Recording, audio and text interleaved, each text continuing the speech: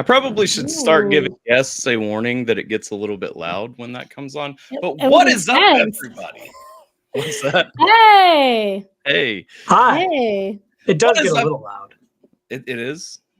No, I just said that, yeah, it does get a little Oh, loud. He said just yeah. a little. Well, Just I'm a little. used to it because I've ran it for a long time, and so I've had it blast my eardrums out, and you know, The damage Also, Britt, is I done. sent you a link to AlphaTyler's Twitch if you want to like see Oh, comments I and see stuff. this. that just is make where sure you just make sure you mute it, otherwise you're gonna have All right, echoing in your we'll right. turn it all the way down. that is where the folks will be popping up Oh, shortly. sweet. Usually, yeah. Proceed. Okay, and then there's a chat room. I'll say too. Yeah, I was gonna say over on the right side of your screen, there is also inside here a stream chat that will start bringing the chat together. Oh, how Oh gorgeous yeah, are chat they? right here. Oh, Oh, so I could didn't see it need on to- there. All right, so you don't need to open Twitch. We've I already got a hello friends, Sapar professional just subscribed That's with me. Oh, I appreciate that. Hey, what is up, everybody? Hey on YouTube. Hey, Tay, on YouTube. Go on to Twitch. hey, Well, YouTube, Tay Twitch. on YouTube. Twitch Master Race. That is true. YouTube is such a fickle bitch. Is she? Merry Christmas, everyone. It's Christmas season, and so we're hanging out here. I'm being joined today by After the Tone. For anybody who doesn't know After the Tone already, we have Britt, we have Rob. They are above me. They are not beside me or in front of me. And so I'm making sure to have spatial awareness in everything that I do here. It's a little joke that we made backstage, and so it probably doesn't translate very well here, but I still think I'm hilarious. We get it. It's okay. So hopefully everybody is having a beautiful day. If you're not aware already, Britt and Rob have just come out with a new album. Hold on. Let me just get You're that. dying. Apparently I am. Water? It saved all this energy for right now. We had all that decided- time backstage Yeah, where you were fine. I used all my conversation. Also, Tay has switched to Twitch, but no one is saying hi with her. So You have made the hello, right Tay. choice, Tay. But she said fine. Fine. Oh, they up in the Discord. They start filtering this way. It takes them a minute. They're slow sometimes. They're not always the speediest children. But they make it. Life is. Hello, You got to Fireman. take your Hello, time Roxy. in life, you know. But yeah, so Nah. After the Tone, we've checked out those albums. We've checked out every album that they've come out with to this point in similar fashion. So you guys understand the structure. You know the deal already. They've just come out with a merry little EP, which I really like the name of. Cute. And so we're going to check that out. We're also going to have a little bit of conversation. We're going to talk about songs. We're going to talk about them. We're going to talk about life. I don't know what all we're going to talk about because I'm a very loose and with the moment type person. But this is actually the first time that Britt has been able to join us. So welcome, Britt. Welcome to our little Thank piece you. of the internet. Rob has done this with me a few times now. And, Well, you know, I feel like a lot of people here might know who Britt is, who cycled through. She's been talking indirectly, yeah. We've done live streams together, me and Rob, but we have never joined you together. Truth. Yeah. Yeah. So Hey, I shout know out to Fireman for subbing. Thanks for Nice. resubscribing, Fireman. I'm terrible at paying attention to notifications. I'm like 50-50 if I say. I got it. I'm a content creator. I know the job. Experienced. So tell us real quick, because you know, talking to Rob over the past few years, I know that he and I are you know, big fans of Christmas. We'll say that. I think at least once a year we're forced into a situation where we have to defend Christmas and all of its sanctity. So I'm guessing you feel the same. And that's what led to this album. So tell me about that before we check out the album. Oh, Rob really dragged me into this. I'm not into anything happy or jolly. What's your current occupation during this season? Hold on. I am a Christmas caroler. I could show you right now, but yeah, you would have to. Do you want? Is that where we want to do this? Yeah, yeah, go grab it. Okay, Yeah. BRB. This will answer his question. Hello. Well, she's grabbing that. Hello, Richard and Roxy. What up, Richard? And What up, Wheat. Heather? I see you jumped up in here as well. See, we're filtering in now. How's everybody doing today? Hopefully you guys are fantastic. God. Okay. Oh, snap. So this is okay, so that's wild to me because so last night I think I was driving through Main Street and I think I saw carolers for the first time since I was a it kid. me? Okay. Huh? Was it me? No. No, I don't think so, unless you No. were in Southeast Kentucky on a No. but it's wild because like carolers kind of come in and you see them in movies. You used to see them all the time door to door when we were younger. Well, when I was younger, but you don't really see it anymore. It's something that kind of lost fashion. And then the majority of my early adult life, I spent kind of in more temperate climates, like out west in Hawaii, overseas, and stuff like that. And so, I haven't. I guess in those places, I just assumed it was out of fashion.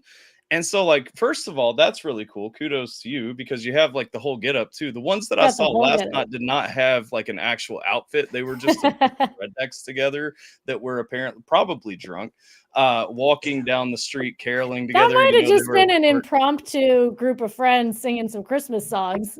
It may have been. There were 2 bars right across the road, so it's very possible. I think they created their group at the bar right before you saw them. Probably you were their first audience. I actually yesterday I got to spend my entire day on a train, which is called the Holiday Express. Okay. And running from car to car. There's 8 cars on the train, and you spend 20 minutes in each car, basically, and just bam, bam, bam, run through the train, sing all your Christmas songs. That's pretty sweet. And that was fun. That's what I got to do yesterday. That sounds pretty awesome. It's a good way to get paid. Is the train?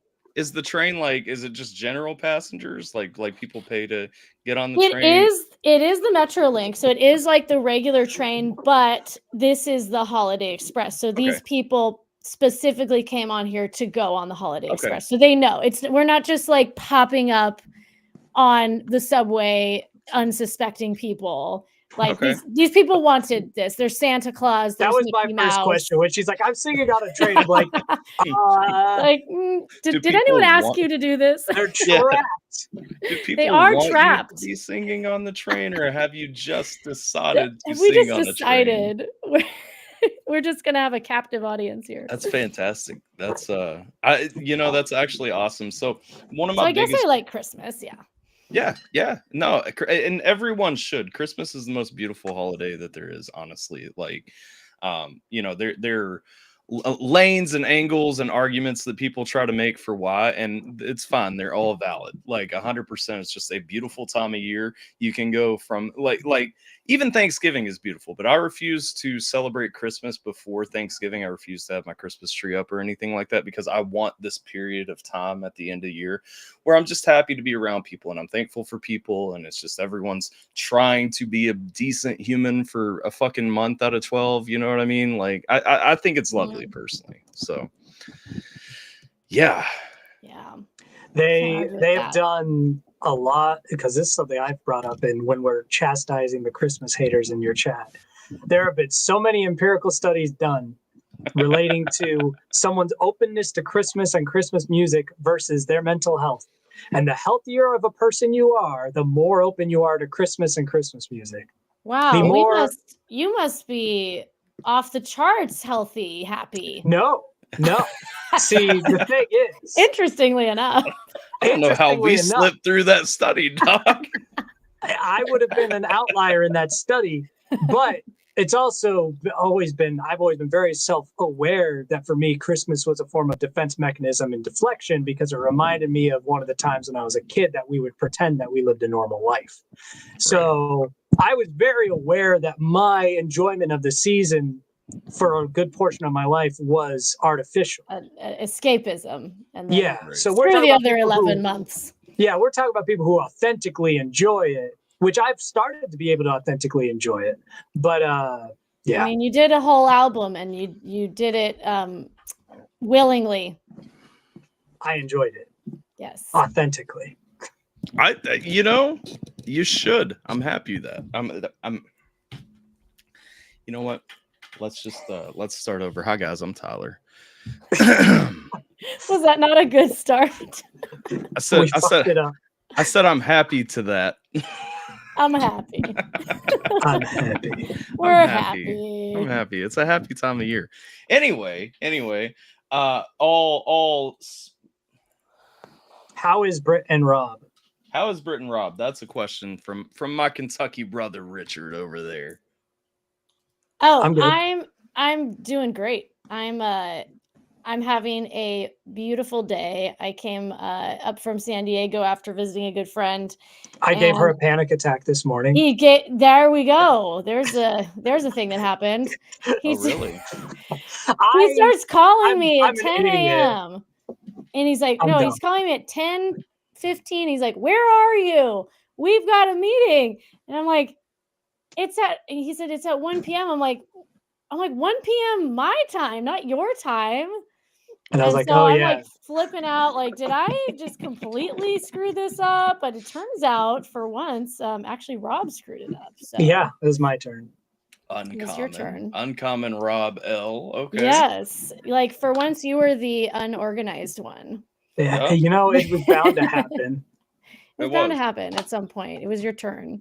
It was, I tell my wife that I make about 3 mistakes every year. So sometimes you're entitled to that one. You know what I mean? Does she agree with that? There it is.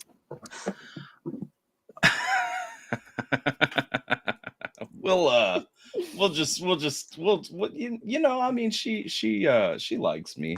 She likes me a little. She lets me kiss her. Tay says, in my defense, I handled it much healthier than I generally would have in the past. It is true. Oh yeah, you're not freaking out and scrambling in the world. I didn't send any evil messages or go crazy. I was just like, "Where are you? Where are you?" Yo, that's all I said. There's a little bit of a but-unce on that one. I just caught that. Hold up. Oh, what? No, never. Oh, no. because she didn't answer.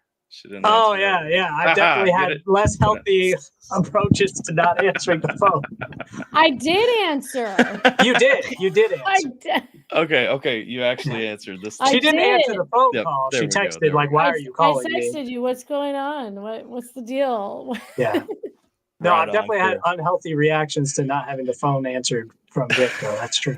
Really? Maybe we can talk about that sometime. Yeah, I'll let you in on the story. Oh, never mind. Sorry, the camera just panned up for a second. I saw something. You saw something? You saw an unhealthy reaction? I saw a really funny comment today. Genuinely funny. It's very rare that someone leaves a comment on my channel that makes me smile. That's clever. Like sometimes, if there's a reference to something in the video, it's an easy, cheap, funny laugh. Like when I show my big old butt cheeks on a video recently, a lot of those comments were funny. I sent some of those comments to you, like the sweet mother of Neptune or something. That's easy. But someone commented on one of my video that had nothing to do with this, but clearly they know that subpar professional is we scheme, clearly by the context. But they're like, all I do is sit, and their comment was, all I do is sit all day and wonder if the we scheme mask talks to you like Willem Dafoe's mask in Spider-Man. The Green Goblin, when it's like, come on, put me on. We have, he looks in the mirror. Yeah, they're like, that's we scheme mask sitting in your closet somewhere. Yeah, that's what they're imagining. When it comes to that, made me laugh. I can see that. I think that's a genuine. A genuine question. Like, come on, Rob, you gotta yell at the internet trolls. Let's go! Like just taunting me from the closet. Well, I think that's a fair question. I think that's valid, and I think that's a future story arc if it ever makes a return. I will say, so far the mask is not calling to me. Yeah, fair. I didn't even have any masks left because I burnt them. But I found one. The music video. I sent that to you, Alpha, because when I was looking for Christmas decorations for downstairs, somehow last year a Wii Scheme mask got put into the Christmas decorations box. So I thought I only had the original one with the gray duct tape, but now I do have a singular red duct tape Wii Scheme mask that survived because it was hidden in a box. So you sent me that text, and in my mind, you just pull out the box, the lid comes off, and it's like, ah. Yeah, kind of. Can't be around. I was like, this I thing. burned you. It was like the moment from those old 90s movies when they get rid of the cursed doll and it shows back up in the house again. Yeah. I will say there was a moment where I actually kind of had some disdain for you a few weeks ago, and it was when I finally watched Deadpool versus Wolverine, and I was like, I can't just not see Wii Scheme in Deadpool anymore. It's impossible. There is a lot of similarity there in the energy. It was never intentional, but when it was pointed out to me, I was like, oh yeah, there's a lot of similarity in those personalities. And your voice. Do I have a Ryan Reynolds voice when I do Wii Scheme? A little bit. A little bit, just a little more raspy. Like I can see it. I can see it. it. And it's not even just the tone of the voice so much as the cheekiness that you change. Okay, when you're being Wii Scheme, you change. Okay, I've been around you when you start having schemy thoughts and when you're not. And even your hands, you're much more animated with your hands. There's a lot more because you're compensating, giving. Yeah, you can't see my face, so there's a lot more performance. You can't do facial expression, so you got to get it out somewhere else. Yeah, and get it out in butt stuff. It's where did that? That was literally like the main slogan of Wii Scheme was butt stuff, which is very Deadpool-esque as well. It's one of those things that I've always passively noticed, like having a conversation with you, there's a point where you slip into that moment and you start having the thought, and I start seeing your hands just start doing things, and I'm like, see the transformation. Yeah, it's like, just go put on the morph suit, bro. Just go put it on. We may as well just have this conversation. Listen, Wii Scheme is an interesting part of me. Yeah, we'll say, no doubt. Britt and I have talked in great lengths, a lot more of the stuff that I don't necessarily talk about in public about Wii Scheme. It's an interesting chapter. You and I have had some of those conversations as well. Yeah. Sure. Oh, yeah. It's a really interesting way to explore your own psychology. It is. Yep. It's a very, it could be a therapeutic modality. It's a theatrical experience for yourself and for everyone else that's around. No, it absolutely is. It's and I think that's one of the things that connected me with the character, but that's a whole different conversation that I've had several times. That's a whole different side of Rob's life, and we're not trying to dig up dead characters right now. We're celebrating Christmas, okay? We're celebrating. Oh, this is you. Y'all are quiet. I thought that was somebody saying that we were quiet. No, I was shaming that's the you. chat. Yeah, that's me shaming the chat. That's him. He's see Rob has trained his audience to be very responsive. Engaged. My audience typically waits for me to say something really stupid. And they're like, you're a fucking idiot. They're gonna chill back until it's really necessary. They're all repressing their hatred of Christmas right now. Because when it comes down to it, they secretly just hate. Oh, see, there we are. There they are. I think the whole point of this live stream today should be, what up, Tech? We're putting them through a filter where when they come out of this, they are going to be huge Christmas fans, and they're going to be brainwashed. It's true. Here's what I'll say: they come out the other side of this. If you come out the other side of this still hating Christmas, here's what I'm going to ask you to do. Listen to our music in January. It won't be Christmas music. Oh, smart. Good one. We will not make Christmas music ever again until next December. Until December. We'll release 2 songs a month all year that aren't Christmas. See, that's the thing. The vast majority of music out there is not Christmas music. Exactly. Speaking of Tech, since he is in the chat right now, Tech actually sent me a movie recommendation earlier. While we were backstage before the stream started, and okay. I'm thinking. Where are you going with that? Well, it was Beavers on Amazon Prime. Oh, 100 Beavers, hundreds of Beavers. Hundreds. I don't of know. beefers, yeah. I don't know what that means, but no matter what it is, it's going to be good. It would be. It would be fantastic. It also sparked an insane sod trail conversation. So thank you for that, Tech. That's why we were late to the stream, by the way. Oh, Everybody, yeah, that did start That's that true. whole conversation. That did. Everybody And then we were simultaneously. Yep. Everybody simultaneously in the chat tells Zach to go Tech to go fuck himself. No, he had a great idea. He did have a great idea. I'm gonna go check it out after the stream. But anyway, we have a merry little EP from After the Tone, and I'm actually going to pull this screen up first and show you, even though I've got it ready to play the second song. I just want to show you guys the album cover I almost said real cute. Because Talking is not my strong It is point. real cute. Well, yeah, but I'm going to show you this real cute. Which was supposed to be real quick. And so look at this. So how did the art for the album come apart? Like obviously it's a little doodle. Who doodled it? I sent Brittany something. Yeah, I sent her an album cover and she was like, "This is shit." And so were those my words? And I don't remember what it was at this point. I was just like, nah. Yeah, so I sent her an album cover that was a Christmas tree with similar text that was just a sketch. She's like, the sketch is too messy. I don't like it. And then she's like, can you do something more like a Charlie Brown tree? Well, I just thought it had more character. And then, a Charlie Brown tree always has the one little red ornament on it. And we were like, well, we're a duo and our colors are pink and green. Let's do a play on that and put the two little ornaments on it that kind of represent us. Right. And so then I sent her this and I was like, it's still a horrible drawing. And she's like, yeah, but I like this one. I was like, okay, full send. No AI required, just me draw terribly. Done. I'm good with that.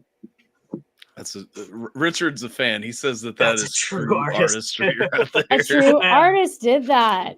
Yeah. There is no lie. A true artist of, I can't draw. Can we use this as an album cover? Yes, well, I think it's fantastic. When I first saw it, because I'm on your guys' email list, I think the email was the first time that I saw it. And when I first saw it, I was like, huh, well, this is a vibe. Like, and the more I thought about it, I'm like, oh, it's Tell like us more. Yeah. What because listening to your guys' music, I've been through your music. It's kind of cutesy. It's a little more poppy than most of what I check out and everything. But like, it's lovey and cute and like warm and sincere. You know what I mean? I think that I think those are the best words that I would think to kind of come around to the overall vibe of After the Tone.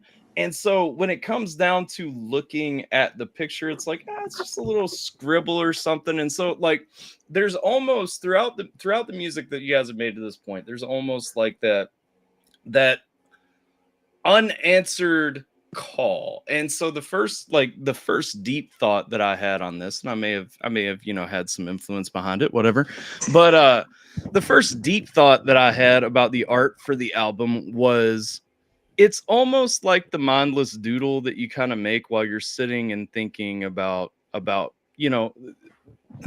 lost love, lost connections, whatever the case may be, general themes that I've heard in your music before. And so it fits, I guess is what I'm coming around to say, in a very Christmassy way. You know what I mean? That's an interesting thing because aesthetically what I went for in the original design that I carried into this one was almost for it to look like something someone doodled on a napkin. And I kind of, in my mind, put myself in a spot of like doodling something when you're like waiting for something else. Yeah. So it's kind of in the vein of what you're talking about. Right. It's kind of where my headspace was when I doodled it. I wanted it to look like, you could see I put some textures on it to almost make it look like a dirty napkin background instead of a piece of paper. Well, that was what I got. Literally the first like cross reference that I thought of was when Obi-Wan kind of like doodles in the cantina in yeah. In like also Tech's first question was, will the Christmas album allow me to reminisce on times when my mother used to get drunk on Christmas Eve and beat me until New Year's? Only that will bring me to true joy. Well, Tech, here's what I can say. In some of what I put into this, I certainly thought back to the It's a little different. The cycles of abuse in my family that would take a fake break for Christmas. So it'd be like the days leading to Christmas, it'd be chaos, but they would try to fake it for Christmas Eve and Christmas Day, not always successfully, but there'd try to be a break in that. So when I hit into the joy of Christmas, there's always an undertone of the angst of the sadness that I was trying to cover up. And that's about as close as I'm going to get to your mom beating you on Christmas, which is, there's at least a bridge there. So does that answer the question, though?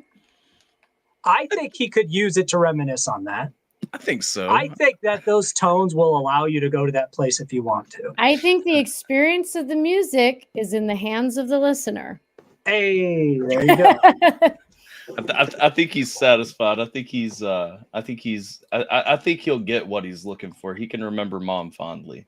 Yeah, you could definitely go there if that's where you want to go, if that's your Christmas jollies. The sad thing is he's only half joking. No, yeah, I'm sure. Other kids were doing deck the halls. Your mom was doing deck your halls. I get it. I love Tech. For context, just so you understand, Brittany, Tech is not just a random person on the internet that I've decided to pick on today. I've known Tech for a bit as well. Yeah. In association with Tyler. Okay. Yeah, is he the one who recommended did he recommend the Beavers? Yeah, he did. Yes. He did. Ah, okay. Yeah. Tech says Brittany's certainly leading the PR team here. Yeah. All right. I'm the face of the group. Yeah, considering I'm a very politically incorrect person. Like, my politics are generally liberal, so you'd think I'd be safe, but I'm not politically correct, so I'm not safe. We need Britt as the PR person. No one's safe. Welcome, Jay. You're actually right on time. We've had a lot of reminiscing about Christmases past. Talk Welcome, of alcohol, Jay. Bottles flying across the room. Such a little that trauma. nature.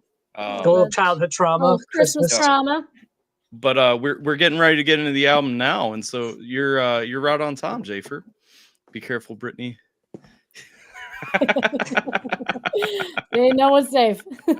No one's safe. All right. We're going to kick off the album review for the Merry Little EP with the music video for Have Yourself a Merry Little Christmas, the cover by After the Tone.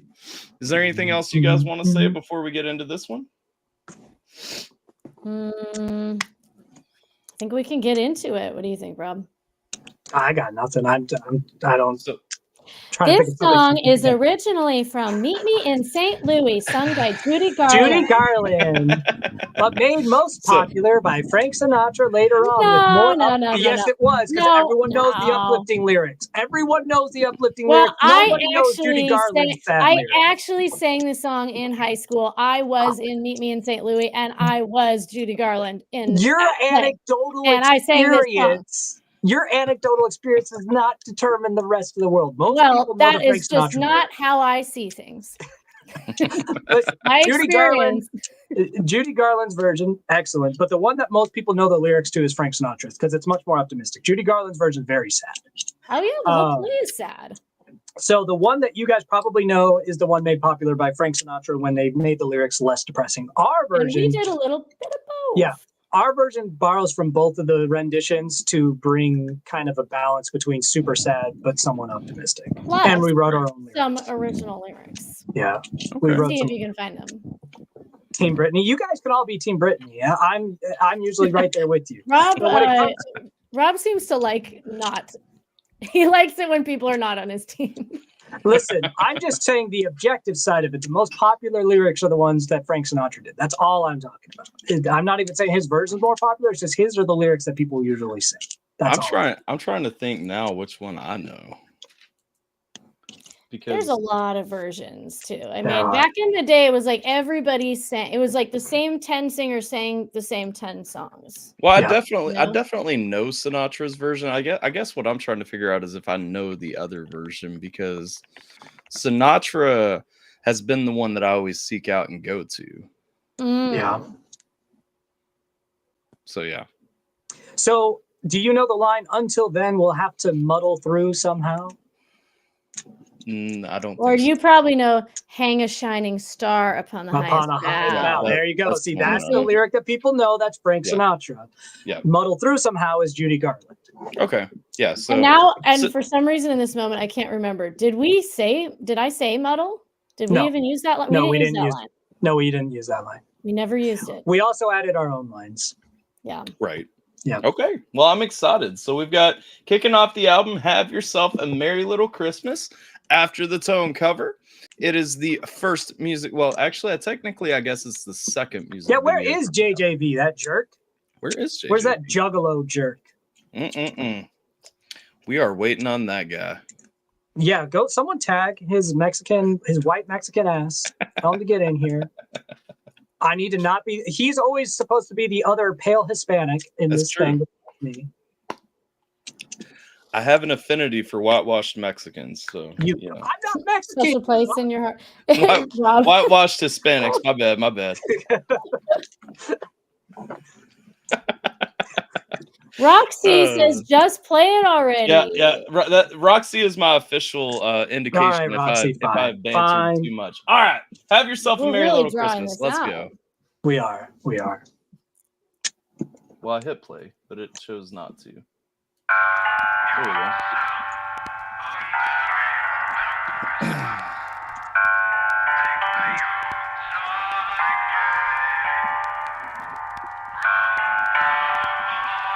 Is this?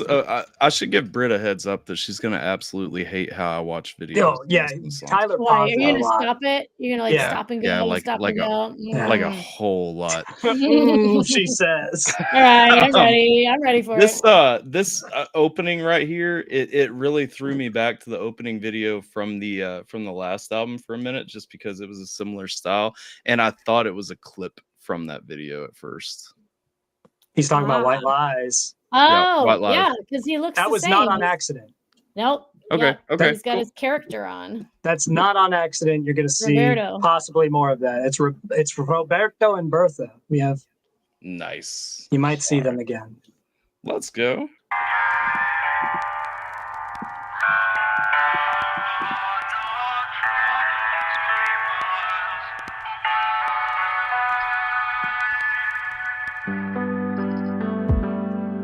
Are you wearing the same outfit right now, Britt, with the same blanket next to the same tree? With the same microphone? Actually, yeah. I'm not in the same spot, but yeah, I think I might have the same shirt, same blanket. And I do have the blanket. And the same microphone. Same microphone. I'm not same Christmas tree. I am not in the same place. I'm in a different But the tree is there. The tree is there. The tree is because that's in the video. Mm-hmm. Yeah. So guys, it actually turns out they just filmed this earlier today and then edited it really quick so we could have it on the stream. We are so quick. Very fast. Have yourself a merry little Christmas. Let your heart be light. From now on, our troubles will be out of sight. Through the years, we all will be together. I love you, Ted. If the face on, hang a shining star up on the highest bough. So first things first, well, actually now first thing first, shout out to the Jigglypuff. But hell yeah. Second thing, it's heck yeah. You're in after the tone. Oh yeah, heck yeah person. There you go. We have heck yeah merch. We gotta censor you can't be saying hell yeah when we've got heck yeah merch. No. Changing the tagline. You got to speak to the brand and you got to be family friendly, you know, to really press that. I have to be family friendly. Yeah. But Rob doesn't. No, I don't. That's not part of our brand.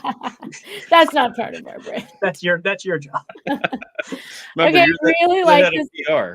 I really like this comment. Someone feed these artists. They can't even afford to do laundry. Yeah, I love you, Ted. I think that should be one of our new campaigns for our Patreon. Yeah. We need motivate to support us. How many We days need ago to did we do release laundry. this? Tyler, how many days ago did we release this video? This is 3 days ago. Poor And I thing's wearing haven't the same changed outfit. I haven't changed my clothes. Would someone join our Patreon? Jesus. That's Come true. on. Water bills are expensive, guys. Mhm. No, but so obviously with a cover, like there's not a whole lot from a writing aspect that I'm going to comment on the first time hearing a song, but the main thing that really stands out to me, this doesn't sound like Have Yourself a Merry Little Christmas that I've heard before. So I'm guessing you guys made an original instrumental here. I'm guessing it was. Yeah, everything on this album is original instrumentals. Yeah, we don't do karaoke tracks or anything like that. And so kudos for that, because the instrumental has a nice kind of like softer vibe to it. It sounds What up, really, Layman? huh? I was just saying hi to Layman on YouTube. Oh, what up, Layman? Come over to Twitch, dog. Anyway, also hi to Spencer. I saw him a minute ago, and I was riffing though, so I didn't say hi back. But what up, Spencer? But yeah, it's a nice little, it's a more subtle, I guess, version of this song, because again, I am familiar with the Sinatra version, so I'm used to the more bassy, the more long drawn, and so this is more of a nice little subtle kind of sweet, succinct sound to it. It's a very, I think it's really good for an opening track too, because it's kind of a contrast. Not really a contrast. It's in vain for you guys in the sense that it has kind of some of those factors I was talking about a minute ago that are kind of what I would associate as after the tone. But then we get into the vibe of it. It's spirited. It's got those underlying drums, which may actually fringe on. Are they sleigh bell samples? Like they kind of almost sound like bells. Since I don't have sleigh bells and I've never found a good sleigh bells sample, I had to take some of the percussions that I have and just do some digital warbling to it to kind of give it a sleigh bell feel. Like sleigh bells. But it was the goal. The goal was sleigh bells. That was the goal. Yes. Yeah. And so I kind of like the tempo that they're going at, because it's giving it a nice hello, Angela, drive to it. What up, Angela? Angela's here. Hey, Angela. That's one that you actually know. I know, Angela. Let's go. Yeah, we wanted it to be. It's not as a dramatic version of. Yeah. It's poppy. It's light. Yeah.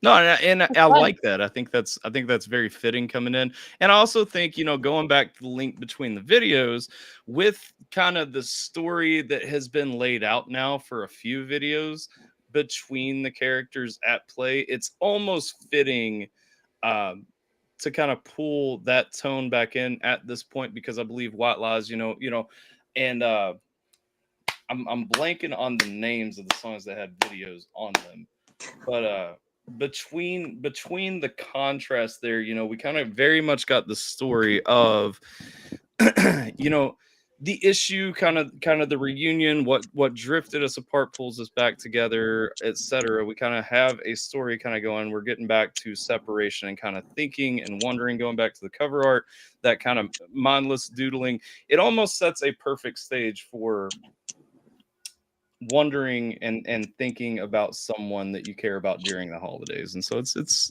nice. It sonically feels how I felt like the album should have started, I guess, is the way to go. Sweet. Also, I'm trying to figure out, for whatever reason, is it just my screen or does Rob's camera keep freezing? Does my camera keep freezing? He's so small I can't see him. Let's see. I don't think I'm freezing. You may not be. I think you might have for a second. Maybe you were sitting really still. Maybe I was just not moving. Maybe. All right, let's go. Start from the highest have yourself a merry little Christmas now. Here we are as in olden days, happy golden days of yore. Faithful friends who are dear to us, gather near to us once more. Have yourself a merry little Christmas. I want to run that back one more time because I want to hear that. Was that original or was that part of the song already? It's part of the song. It's part of the song. Here we are as in olden days. Happy golden days. Okay. It's just done quite a bit differently in the Right. Okay. Fair enough. All All right, let's go. Gather near to us once more. Have yourself a merry little Christmas. Take some time to play. Just for now, your troubles can be miles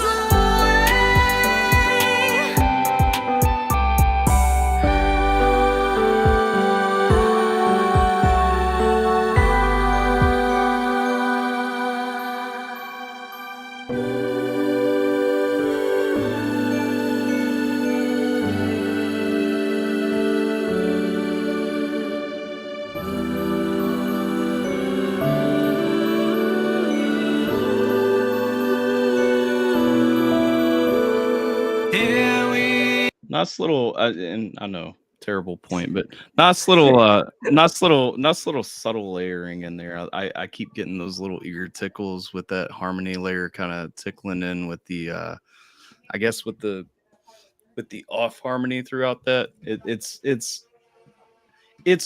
It's weird because it's such a warm video. There are warm colors. You guys are clearly indoors and everything. It feels very fitting for just a snowy scape. You know, I think. Well, when we were making that part, that whole interlude with the ooze, Yeah. I was picturing that scene in Edward Scissorhands where Winona Ryder is, you know, the snowflakes are falling on her and she's going like this. Do you know what I'm talking about? I do. Yeah. You do? I'm trying Yes, to. I know the scene. That's in what I Edward was Scissorhands. picturing. That's what I wanted it to sound like. I was thinking. So, there's a song that plays during that, right? It's a Danny Elfman song, obviously, but Yeah, I actually don't know what it like. I'm It's got picturing that chimes part, and but I don't ooze. know what that part actually sounds like. That's just what Yeah. I'm picturing. Well, so the is interesting Danny thing, I was doing a wedding about 2 years ago, and the lady actually asked me to work that instrumental into the mix for her walking down the aisle. And so I know the exact scene that you're talking about because yeah, so it popped into my head. And actually, I feel like that's probably close to, obviously in a less Tim Burton universe, that's close to the mental image I had kind of going through that piece because I was just thinking about like some rolling hills kind of covered in snow and stuff. And it's like, as soon as you said it, I'm like, wait, no, it fits. Like it's there. right? That's what it is. Yeah, usually when it comes to like those ethereal moments in songs, usually how those play out with us is I'll just leave these moments and instrumentals. It'll be like, okay, Britt, do something. Yeah. No, that's fantastic because and normally I'm not gonna lie, like normally those are the parts in songs that I don't latch onto very well, and I'm just like, okay, I don't typically enjoy those, and I don't typically enjoy guitar solos. You're like, let's get to the word. Let's get to music because and you know part of that is I'm a hip hop fan, and you know hip hop just isn't, those things just don't happen very often. Yeah. And but that is, you know, it is always impressive when there is one like this one that I actually enjoyed because it felt very fitting to the song. It actually took me to a mental space, and so kudos. Like it was very well done. I paused to kind of talk about those harmony layers that were coming in because they were just, it was just a nice little ear lick, you know, when you would get the end of one and kind of it fell into place. But yeah, the whole scene, it's funny that was your inspiration because it shines through in the song. So let's go. What up, Mokan? I'm not mad at you, sir. I'm not mad at you. You're welcome to come back this Thursday. I don't know who you are, but I'm mad at you for him. Rob's always down to get mad. Yep. I'm ready to pick a fight with a stranger.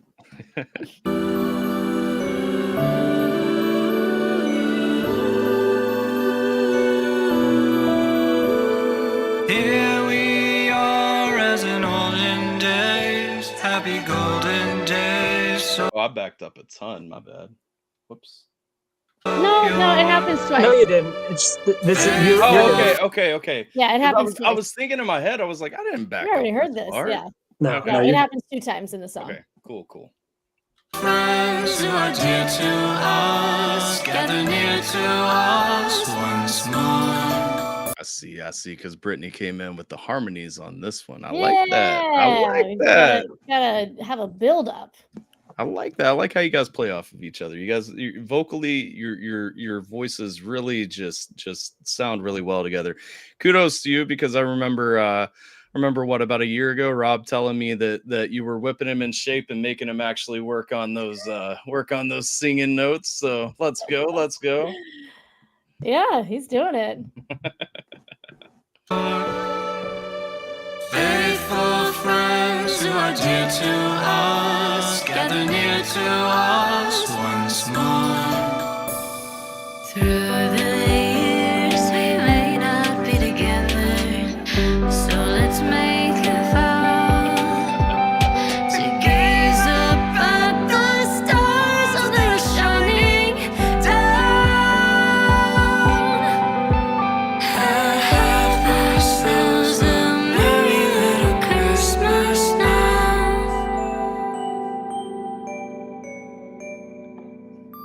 I think that was a lovely way to kick off the album. But yeah, the final refrain, the main thing we rewrote was having a stargazing reference in there, since that's like our thing. Yeah. So gazing at the stars, and hold on, there's actually more video. No, it's just Brittany putting It's her just mug down. It's just a little tag ending. Oh, okay. Yes, Nothing- it's just nothing Britt putting her important. mug down and sighing just for the vibe. So nothing you have to watch. Okay, fair enough. Well, because it keeps playing when I pull it off of the share over Well, here. yeah, I was sometimes I put more important things at the end of videos. Right. This one was just a little Right. Easter egg. just a little sip of some hot chocolate. A little Yeah. sip. Yeah. A little sip. But I will be honest, there was nothing in that mug. That's I could tell because you kept doing it at the end of every I'm like- take. She did I'm it just even like- I'm every just take, so I was like, breathing I in air. guess I'm gonna put one of these in. So she did it every single time. She clearly wanted me to use this footage. I really didn't care when I saw it in there. I was like, all right. You did it every time, so I was like, all right, I For guess I'm throwing it. continuity. Okay. fair enough. It's it's a nice little touch.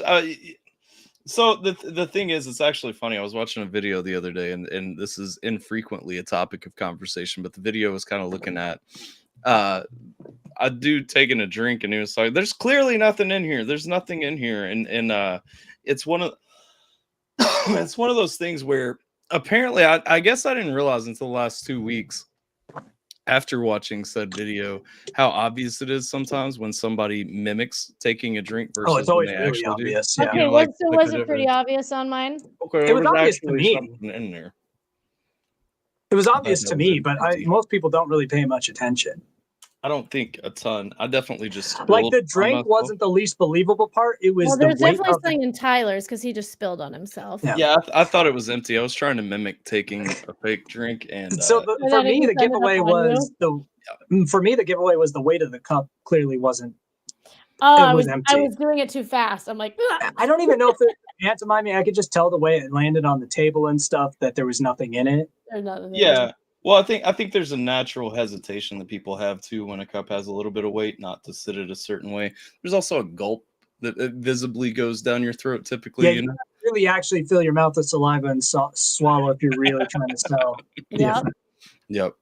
No, it's like I said for a tag. I mean, it's a fun inclusion, and that definitely didn't look as fake as most of the ones that people will do for music videos intentionally as part of it. You know. That was, I think, her first take because the other ones got worse as they went. So I used that. Okay. There was one where she was just like, Uh, I was like, all right. Oh man, that's yeah. Rob's like, I didn't even want you to do this at the Yeah, end. we didn't even. I don't even know why you're doing this. It's like, all right, here we go. Well, it adds to it though. You gotta have the It's was the good. feel. you It's gotta the whole have feel the of this. feel. You know what I'm? Yeah. I What's the don't know. second song? Is it Second song is Jingle Bells or Baby It's Baby It's Jingle Cold? Baby It's Cold. Bells. Nope, Baby It's Oh, Cold outside. Oh. Is this also a cover? Yes. Yeah, all these are covers. Oh, yeah. Okay, Yeah, we they're wanna- all covers. These are all Okay. Christmas covers. Okay. Christmas See, I don't covers. listen to things. I don't give myself spoilers before I go into an album review. I try to stay original, authentic, and organic so that I'm genuinely hearing it for the first time, which is a dying art among people who react to things on YouTube. Mm. And so, what will you do if you hear a song on here that you just absolutely hate? I will tell you that I hate it. Okay. Awesome. That's Awesome. I So love maybe that. It's Cold Outside used to be on the radio all the time, but it got a little date rapey as it got older. Not because the original song was. right. The problem is The context. and culture makes sense in that culture. But when all of a Right. sudden, like how dating works and how courtship works now, a lot of things that sound like manipulation or date rape weren't actually that in that song, but even the verbiage and the slang, it's just like, It gets a little like in today's context. I think it says because the whole thing is she's saying, "I gotta Yeah. go. It's late," and he's like, I "No, don't you want my gotta stay." family to, And then to she think says, bad things. "What's in this drink?" Yeah. Which would yeah. just be that And it you're was like, alcohol. "Oh, that's not a Right. great thing to say." So we did change some words, and we also decided that if we were going to do this song, we had to flip the roles.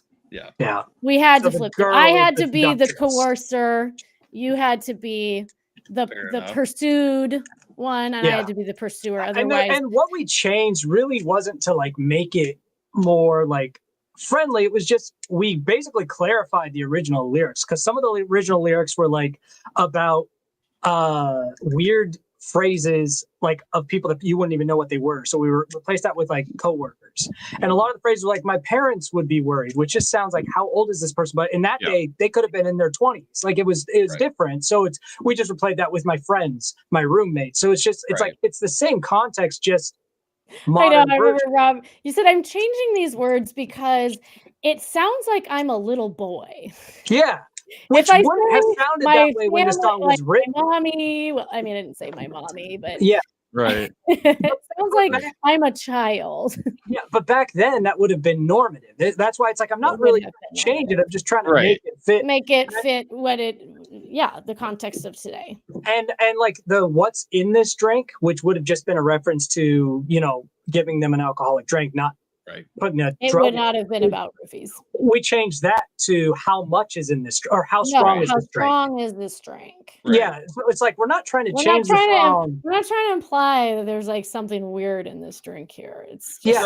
Right. And it No, wasn't it's the original connotation. Like there's a little it bit of wasn't there's a about little bit like, of oh, whiskey we in need there. the song to be fixed. It was let's give the song its original intention in a modern in Right. today's Like, context. That yeah. makes that was sense. the big thing for me is I didn't want to change the intention of the song. The song's still like kind of like a little pushy, a little hey, I'm trying to get laid. It so is stop. pushy, but I do think it was actually just more fun to flip the roles Yeah. because Yeah. we do live in a world now where women can pursue men. So why not tell that story? And so it was a lot less about changing the song or making it friendly for today's audience, more of let's give the song its original intention, but in a way because its original intention wasn't how people interpret it now. So it was keep the original song, but make it make sense for today. Make it make sense. Right. What up, Formula? A formula. You forgot. You did forget your Christmas song request this year. Oh, I was you did, yeah. expecting. Mm. I was Big, expecting him to hit me up. Every year he makes me make ridiculous Christmas songs. Has you seen them? Probably not. You have to show them to her. See, what? Who? Me? Yeah, he's talking Have I to you. seen what? Have I seen Every what? year Formula makes me make ridiculous Christmas songs. He forgot this year. Dang, you got. I did. You got out of I- it I this year. think huh? last year was I Want a Hippopotamus for Christmas. For Yeah. Christmas. But as a 90s disco song, like 90s style disco song, Wearing was what he wanted. wearing bunny ears. Wearing bunny Oh ears. my Yeah. god. He gets specific. I did I haven't an seen emo that, I haven't cover seen that. of All I Want for Christmas Is You wearing a dress. I've seen that one. You have? I've seen that one. Why?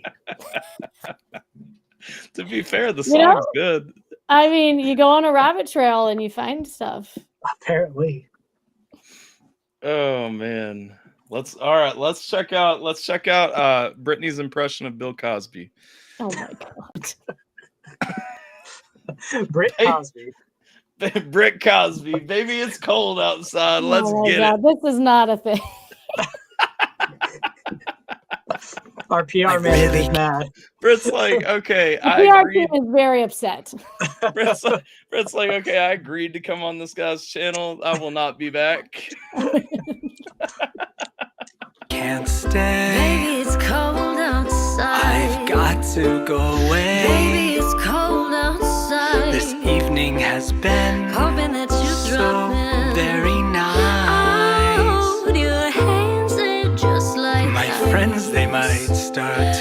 worry. My ears want to fight with me because specifically I'm so used to Rob's lines in this being in a very similar voice to Brittany's voice in this. And my brain wants to fight and reject. It's messing with you. Yeah, because it's like I know what's coming next. I'm used to the baby, you know what I'm saying? Like I'm like, but then it's Brittany's voice instead. But it's Brittany. You guys are flipping it on me. I like it so far sonically. Let's get into the more sinister aspect of it. Let's go. It's cold outside. This evening has been Hoping that you so drop in. very nice. Hold your hands, they're just like My ice. friends, they might start to Handsome worry. boy, what's My your roommate hurry? will be pacing the Listen to floor. that fireplace So roar. really I'd better Silly scurry. boy, please don't But maybe just hurry. a half a drink I put more. some records on while I The neighbors pour. might think, Baby, it's bad out there. say, how strong is this No drink? cabs to be had out there. I wish I knew Your how eyes are like starlight to now. break this I'll spell. take your hand, your hair also, I looks ought to swell. say no. I really I have to address two things in the chat. One, Brittany's idea was for the Charlie Brown Christmas tree. Two, Mr. Hanky the Christmas Poo was discussed by us legitimately as a song to cover. love you. Uh-huh. Mr. Hanky the Christmas Poo, he loves me and I love you. We genuinely discussed covering that song. I just needed to let you know that was a topic of conversation. I don't know why it didn't make the cut, but I guess There's always still next time. year. There's still next year. You don't want to. Formula has great plans for this song, apparently. Why? Why that specifically? Oh, that's so Because terrible. it's cold outside. Oh God, I get it. It's That's dark. horrible. He's a That's dark. stereotypical New Yorker, okay? I mean, Yeah, what do he you is. expect from them? Fun fact, and side trail, but fun fact. Formula was rolling through, and so we went and had lunch together one day. And he's very Jewish. I'm sure that you know this. Thank you. And I will tell you that walking into a pizza place in Southeast Kentucky with a very Jewish Jew, there were some glances. And it was interesting to me because I realized in that moment that I don't think anyone around here has actually seen like a Jew in person. Like a religious Jew, religiously practicing visually Jewish man. Yeah. Yes. Wow. Yes. Like with the yarmulke and all. And so it was a funny experience. What up, Peerless? Peerless, happy late birthday. Your birthday just passed, I believe, unless I'm completely wrong, and then ignore that. But it is good to see you, my friend. Welcome through. Hello, Peerless. Long time no see. Indeed. All right, let's roll. I really do enjoy this song a lot. I was actually going to pause at the same time you asked me to pause to kind of comment. It's a contrast, like it's familiar because one thing. Who is it that sings the original? I can't remember the lady's name. I'm sorry, I'm dying at what Formula said. What? I'm super handsome. Which may also be rare for people to see. That was the real issue. Yeah. Wasn't the yarmulke. No, not the yarmulke at all. You were just strikingly handsome. He was so beautiful.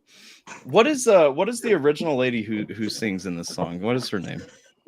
Let's find out. Good question. Baby, It's Cold Outside original. By the way, I always do voice texting. Yeah, I know. Because half the time it's wrong. There's a lot of typos. And I have to think, what would she said out loud for it to type this? Well, there's Lynn Garland. I think Lynn Garland is who I'm thinking of, regardless of who the original is. I think Lynn Garland, because I was thinking it was a G in there. But so she has that very breathy, low register singing voice. You know what I'm talking about? Mm-hmm. I really can't stay. And so the thing is, you in this song, one thing that I like is that you took kind of inspiration from that, but put a little bit more power before it, behind it, kind of gave yourself a little bit more impact vocally. And that's interesting with the conversation we had about how you guys wanted to kind of flip the roles for the song, because I feel like that naturally kind of conveys that impact, that more powerful. It's a little more of a dominant sound. Yeah. And so it's good. It's good. I like that. It's like I said, it's a little bit of a mind fuck initially, because there's that moment where you're like, okay, but I'm used to hearing this song go the other way. So this is the only song we've ever released that there's a single vocal track for both of us. And the assignment we gave to each other was focus solely on voice acting and see where we get. Yeah.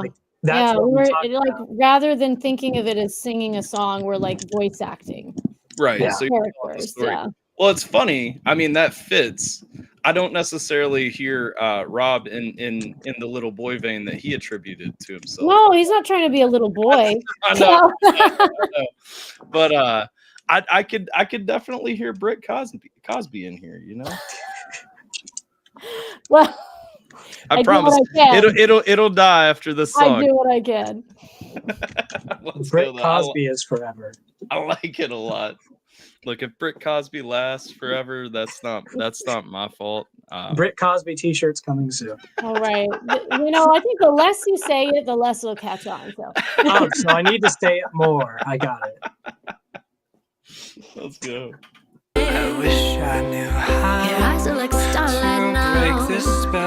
I'll take your hand, your hair looks I ought to say no, no, no, Mind if girl. I'm moving At least I'm gonna closer? say that I What's the tried. sense in hurting my I pride? really can't stay. Baby, don't hold out. Baby, it's cold outside.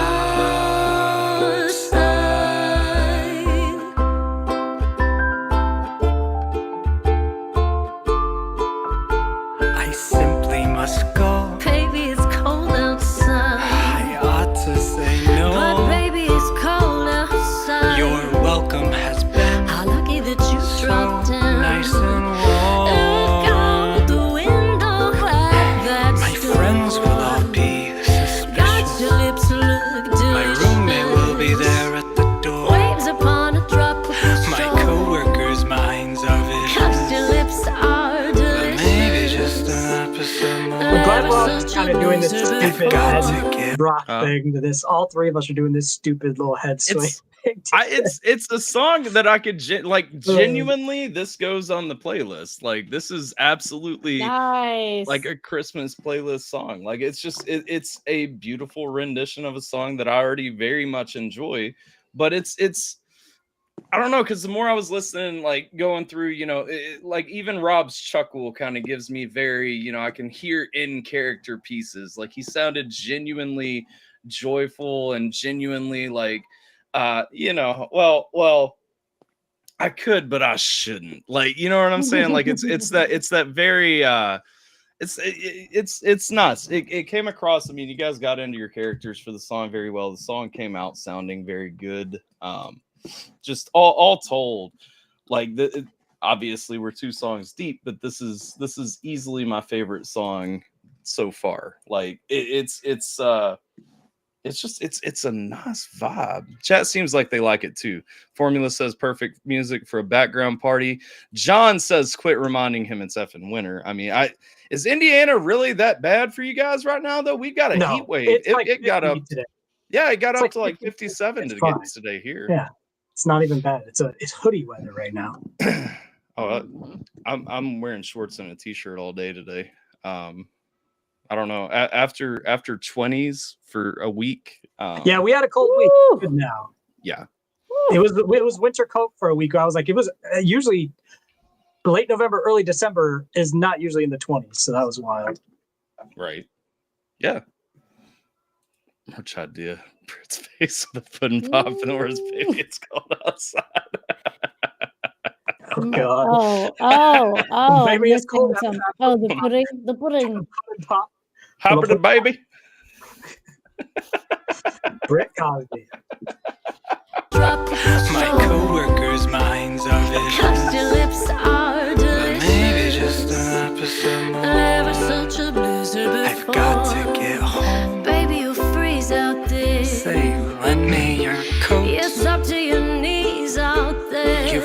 really been grand, but don't you see? How can you do this thing to There's me? bound to be talk Think of tomorrow. my lifelong At least there will be plenty implied. If you got pneumonia and I really can't yeah, with a hold stay. out, Baby, it's cold outside.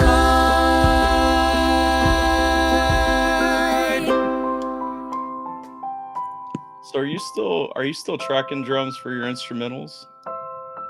Are you still doing the pads? Yeah, Everything? I'm doing well. I was watching a lot of videos on drummers and how they do their drums because Right. I've gotten the sets that I would track to a electric set that that all the drummers I know use to sound the most authentic. Mhm. And I really want an electric set so I can play them. But all of the drummers I followed who said this is what I do when I don't have a set, none of them were using the pads. They were all using a specific method on keyboard. Mhm. So I started following their method, and the pressure has sounded a lot more naturally since I started doing what they do. So are you mapping then the velocity on them and everything when you get them in So your I don't custom map the velocity. I play it to mimic the velocity Okay, correctly. so you're just Mhm. doing it on a weighted controller or a weighted keyboard Yes. then. It'll Yeah. Yeah. have different velocities. Yeah. Because Yeah, and there was playing a it. specific fingering technique. Yeah. Pause. There's a specific fingering technique that all the drummers I saw. Yeah, exactly. Pause. That they all advised to do, and I started to do that, and I noticed just a lot more variance in the velocity that felt Yeah. a lot more natural. Ideally, I'd like to get an electric kit to get like really at the best level for it, but Yeah. right now I've gotten into a place that it sounds a lot better than what it used to. Yeah, in my opinion. no, well, that was specifically the reason I asked. You know, it sounded really nice, like almost to the point that I thought you might have had Jonah come in and do them or something like Yeah, that. I'm trying to. Mm. And I mean, it does come out sounding really well. I the way see that a little you, girl behind me. I do too. Ellie. Hi. Ellie. Hi. Say hi. Hi, Ellie. Hi. Hi, Tay. Oh, yeah. Hi. Too late. Just say no names. We'll avoid her name. Name reveals. I am so sorry. I'm so used to just being on Discord Yeah, privately I know. with you. Hi. I just wear headphones. I am wearing headphones. It's okay. You want to say hi? Hi. Who is that? Who do you see? Thanks. Yeah, Binks. Who's that? Dada. That's Dada? Santa. It's not Dada. Who's the other person? I don't. Fire. No, Tyler. Tyler. I think she was asleep the last time I would have seen her.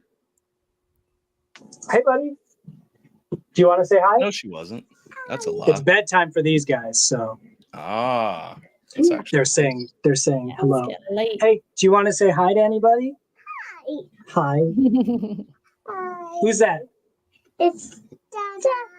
Oh, Yeah, yeah, that's it's right Dana. It's Aries. Well, Yeah. so She said her own name now. we It's try not our all best. on me. Where's Dada? What is that? Let me get down. Okay. Do you want to say night to Dad? All right, come here, bud. Come say night night. Yes, he did this on the way down. I'm sorry. He did what? Oh yeah. Night night, buddy. I love you. Night. See you later, kids. All right. Let's go. I had a moment. I'm glad that you broke the rule and not me, because I had a moment. And I was like, am I allowed to say their names now? We avoid it, but You know, her name got said a bunch, and then she said it herself. So at least she kind of let you off the hook too. you know what? You gotta remind me. Of these things. Well, no. Like that wasn't even like I didn't even expect. I didn't know how it was going to turn out at all. But like for me, I was like, how much changed when the mask came off? Because I just kind of fell into that moment because I was we don't say their names ever. yeah. That's just for themselves. Yeah. They can No, I decide get if their that. I names get that. want to be out there, completely. which apparently she decided she wanted her name out there. she's just like, yes. This is me. No, it was funny because you like a long time ago, I'm talking like a long time ago. You had because we would talk and stuff like that, and you had sent me a text one time, and you called your wife by her name, and I was like, this is going to be like murderous for me to remember. Always say Mrs. Scheme. Do not say Tay. Yeah. I was like, but now you can. Yeah. So I was like, I had a pause moment there where I just kind of went down the hole, and I was like, I don't think I've ever called her by her name still. Like, because I'm like permanently now. It was just, well, he was so adamant about like keeping names secret for a long time that I was like, you know what up, Mrs. Scheme? Like, I'm pretty sure like I was on the phone with him one time, and I was like, hi, Mrs. Scheme. That's just her name. No. Yeah. It's fair. That ducking silver. Anyway, sorry for the child intermission. They would probably reject bedtime if they didn't say goodnight first. No, absolutely. My kid comes in all the time during my streams. Like it's I think it's normal. Yeah, see, I'm fairly certain I did, because it's just a habit. Because it's like, even my wife one time, we were talking, because obviously I tell her like everything, whatever, and we were having a conversation one day. She had seen that he called you Taylor in a text, and I was like, don't say that, because like she latched on. I was like, no, shh. And so you're not allowed to know. No, actually, Jay, for the record, on that, I still struggle with that actively daily. First time I did a name reveal was on Todd's music video. Yeah, Todd released a music video, Running with Scissors. That was the first time I ever said my name publicly, was commenting on that video. Yeah. I can't even, I can remember that, because you told everybody that it was if there, you wanted to see my name, go watch Todd's video. That's how I baited. True. I remember that. That's how I baited the Wii Scheme audience to watch Todd's music video. I said, if you want to know my name, you have to go watch Todd's song. Dang. Todd's on this motivation. album. Well, to be fair, everyone calls me Tyler, and that's not my government name. So I know your name. Aren't you special? He makes fun of me for it, though. You chose the correct name. I did. It's your middle name was way better. Your middle name was so much better than your first name. Yeah, it's weird, man. It's just and it doesn't fit. But anyway, names aside. How many detours are we gonna take in this stream, guys? Like, only time will tell. It's I feel like it's a common thing for me and Rob, because we will very much get on a stream with the intent of going roughly an hour, and then 4 hours later. I was like, I know this is 15 minutes, but it might be a 2 or more hour stream. I literally said it's 15 minutes of music, this album out. but it might be 2 or so hours. I told her that, and I don't think she took me seriously. But what makes you think that? Because who would expect 2 hours from 15 minutes of music? Who would expect? Look, I just like to be thorough, and I like people. Okay, and we haven't had a chance to talk before, so exactly. Yeah, so you got to get through this album so you can ask her your 20 questions. That's true. That's 200 or 20. I said 20. Oh, 20, but that's reasonable. The chat also likes to ask questions in the middle too, and so I mean, if there's no tangents. I haven't had a tangent today. To be fair, I wouldn't say I've had a tangent. I've just dug in a little bit. Oh no. Formula's pulling out the quotes now. All right, let's go. Let's check out Jingle Bells. You guys, this one will be easy because we have actually played this one. We've talked about this one. We have dug in and torn this one apart and so forth. And torn it apart. After the tone, shreds, you say. Jingle Bells. What's that? To shreds, you say. To shreds. Futurama. To shreds. All right, Jingle Bells by After the Tone. Most of you guys have heard this one, but let's get into it. Short hair and bearded me. Jump scare. Oh, what a young little fella. Not her, but him. young little fella. I looked older You're a then. young little fella. Yeah. I don't know. I think I look much older with the beard and short hair. You do. Yeah, you've aged down this year. I feel like I have gotten much prettier since rejoining after the tone. So it's all I those demand spa respect. treatments. Yeah, I demand respect. I'm super cute, and I expect you. Like I look at me there, and I'm like, mid. I'm cute. I don't know. Something about the beard, like something. I know beards do it for some people. That's why I kept it. Everyone's always like, "I love the beard." Something tells me Tyler's a fan of beards. Just a little. Just a little bit. Just a little. This is just my no shave November. I haven't shaved it. I don't hate the beard. I do think that I'll probably have a time when I'm older when I have a beard again. It's just, especially if I have such a baby face, why waste it with a beard while I have such a baby face? The time is now, you know? All I want to go back to is all the times that you told me I looked ridiculous for not having a mustache. Okay. I was correct. Did you have a beard and no mustache? Yes, he did. Oh. Several times, periodically. Yeah. Okay, so actually, so actually, I hate having a mustache, and so I would say the majority of my life I've had a beard with no mustache. Interesting. And it's awful. What a look. Yeah. It's exactly. just like a circle of. It's like an Amish thing, like it's like a lion's mane. You know what I'm saying? Yeah. Yeah, it is. It's a choice. It's a choice. It's a choice. Oh, that's good.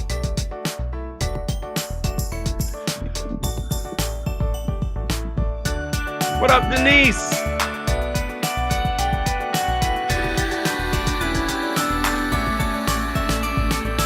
Dashing through the snow in a one-horse open sleigh, o'er the fields we go, laughing all the way. Bells on bobtail. To be fair, that was what got me the most the first time I heard this one. Were the Rob sides. Well, I'm like, I had to do something in this song. I didn't really have a role in it. I was like, let's just own the ad libs in this song. Right. Go all out. It's my only role in this song. Right. Fields we go, laughing all the way. Bells on bobtails ring, making spirits bright. What fun it is to ride and sing a sleigh song tonight. Oh, jingle bells, jingle all the way. Oh, what fun it is to ride in a one-horse open sleigh. Hey, jingle bells, jingle all the way. Oh, what fun it is to ride in a one-horse open. A day or two ago, the story I must tell.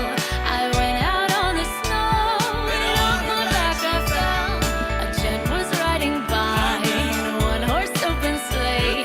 He laughed as their eyes crawling live, but quickly drove away. Oh, jingle bells, jingle all the way. Oh, what fun it is to ride in a one-horse open sleigh. Hey, jingle bells, jingle all the way. Oh, what fun it is to ride in a one-horse open sleigh.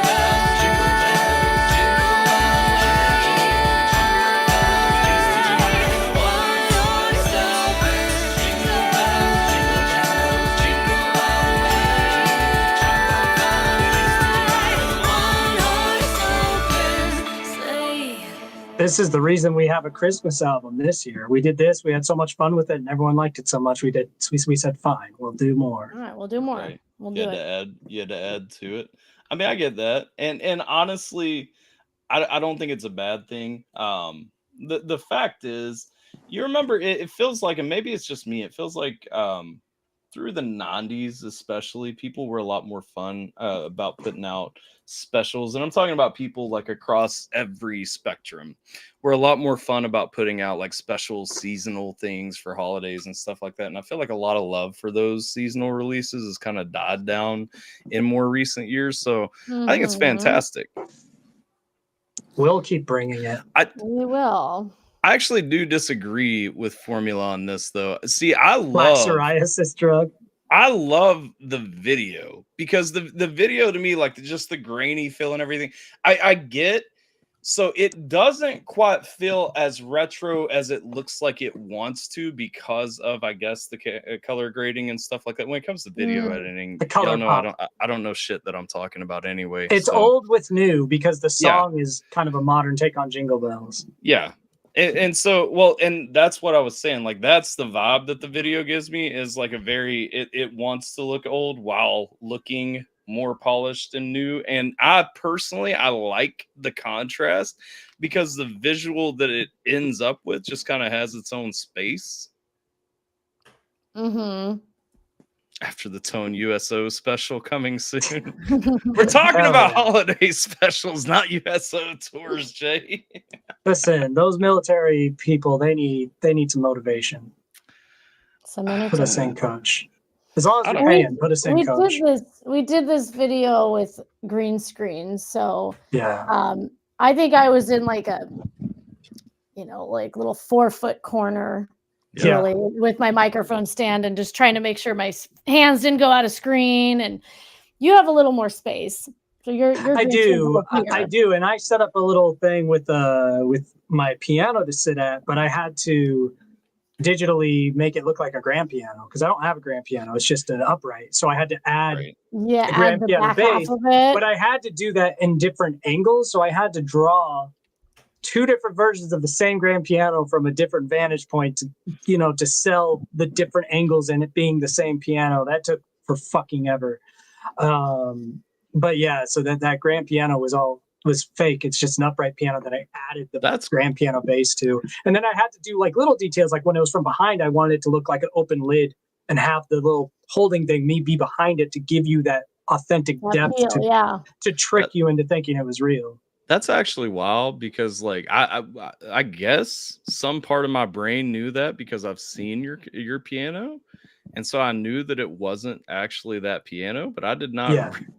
I did not realize That's how I did it. You had to do all that. Well, kind of like, I always take like inspiration from my favorite movies when I'm thinking about visual effects. And like, I think of Lord of the Rings, how much stuff was just drawn on set, and Star Wars the same way. They would draw and paint on set. And as long as you have that, like either in the background or not where someone's touching it, you can get proper effects. Yeah, sure. Doing that. Sure, I think about lots of things too. Like that's cool. We're talking about how this actually looks like it's in the video. Okay, like I love that you think about a lot of things. I mean, like, but that's what inspired me to do it. I actually went back because I'm like, I need to see this again. And it's drawn in. I still cannot. Well, I mean, the background was a custom background. Like none of that exists. Yeah, no, like I get that. I get that. You're not touching the background though. I genuinely, so for a year now, I've genuinely been convinced that you just rented a grand piano. Okay. No. Just casually brought it into the house. No, but my brain would not let me. That I hide it. Like look how dark it gets in the corner. That's not on accident. It's so I can hide what I'm doing there. I'm darkening it out so it just goes into the darkness of the stage so you can't see details, because that'll give it away if you can see the details. No, I've watched this video a fair few times. My point is, my brain has accepted that is a real piano that you had rented time with, and nope. I'm sorry. I'm just this is like when I found out that wrestling wasn't real. So you're gonna have to give me a minute to go. It's devastating. It's still real to me, damn it. Yeah. The piano CG tricks. I'm full of surprises with video editing from time to time. So on the top, so these are all covers, but I guess this is the first one that I don't know. Which one? You don't know Christmas? Jingle Bells? No, you don't know Blue Christmas? Yeah, that's a classic Elvis Christmas song. Wait, maybe okay. Blue Christmas. I love this song. You. Okay, yeah, we both love this song. It's an Elvis song. This is the point where I admit that it's been since the 90s that I've listened to any of Elvis's Christmas songs, because I, in general, so it's where we go through. And the chat now, see, this is the point where I said they're really quiet until I say something really stupid. Yeah, they're all coming. They're going to come in. Yeah, they're coming. We've got classic Elvis song right here, all that. It's already started. So here's the thing. typically when newer music is better than older music, I don't listen to the older music that the newer music is better than anymore. I can feel and that. Mhm. I don't Like, think what- anyone's done a version of Blue Christmas better than Elvis's so far, though. That's why I still listen to it. well, and that's the thing. What up, Jakers? Thanks for How that many little people have confidence even boost. covered Blue Christmas? I don't feel like it's a super common one to be covered in general.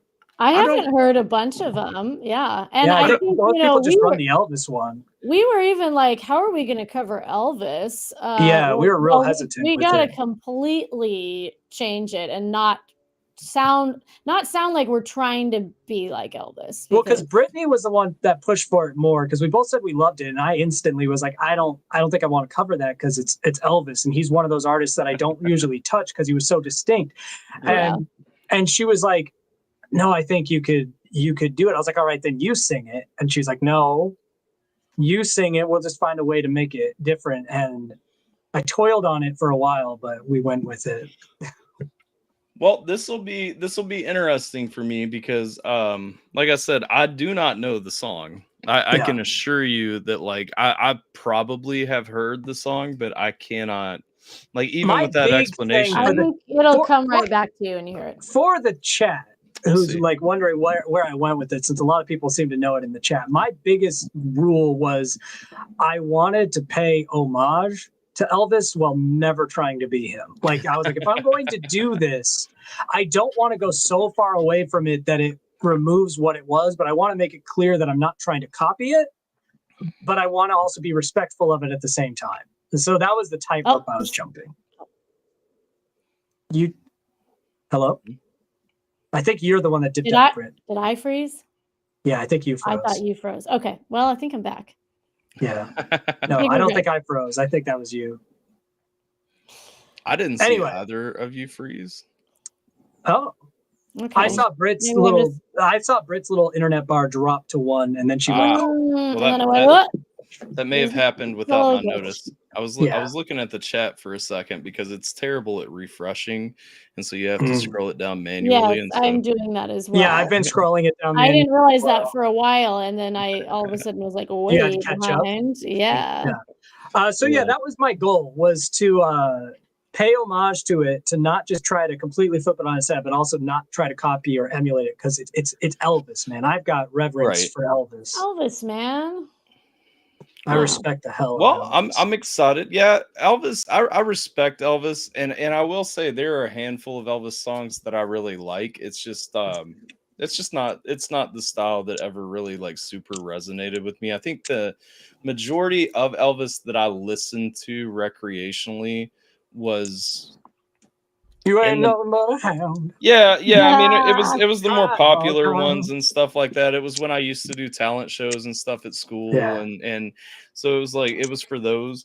And like around the time that I would have entered an Elvis phase, I entered an Aerosmith phase instead, and so Steven That's a fair Tyler. one.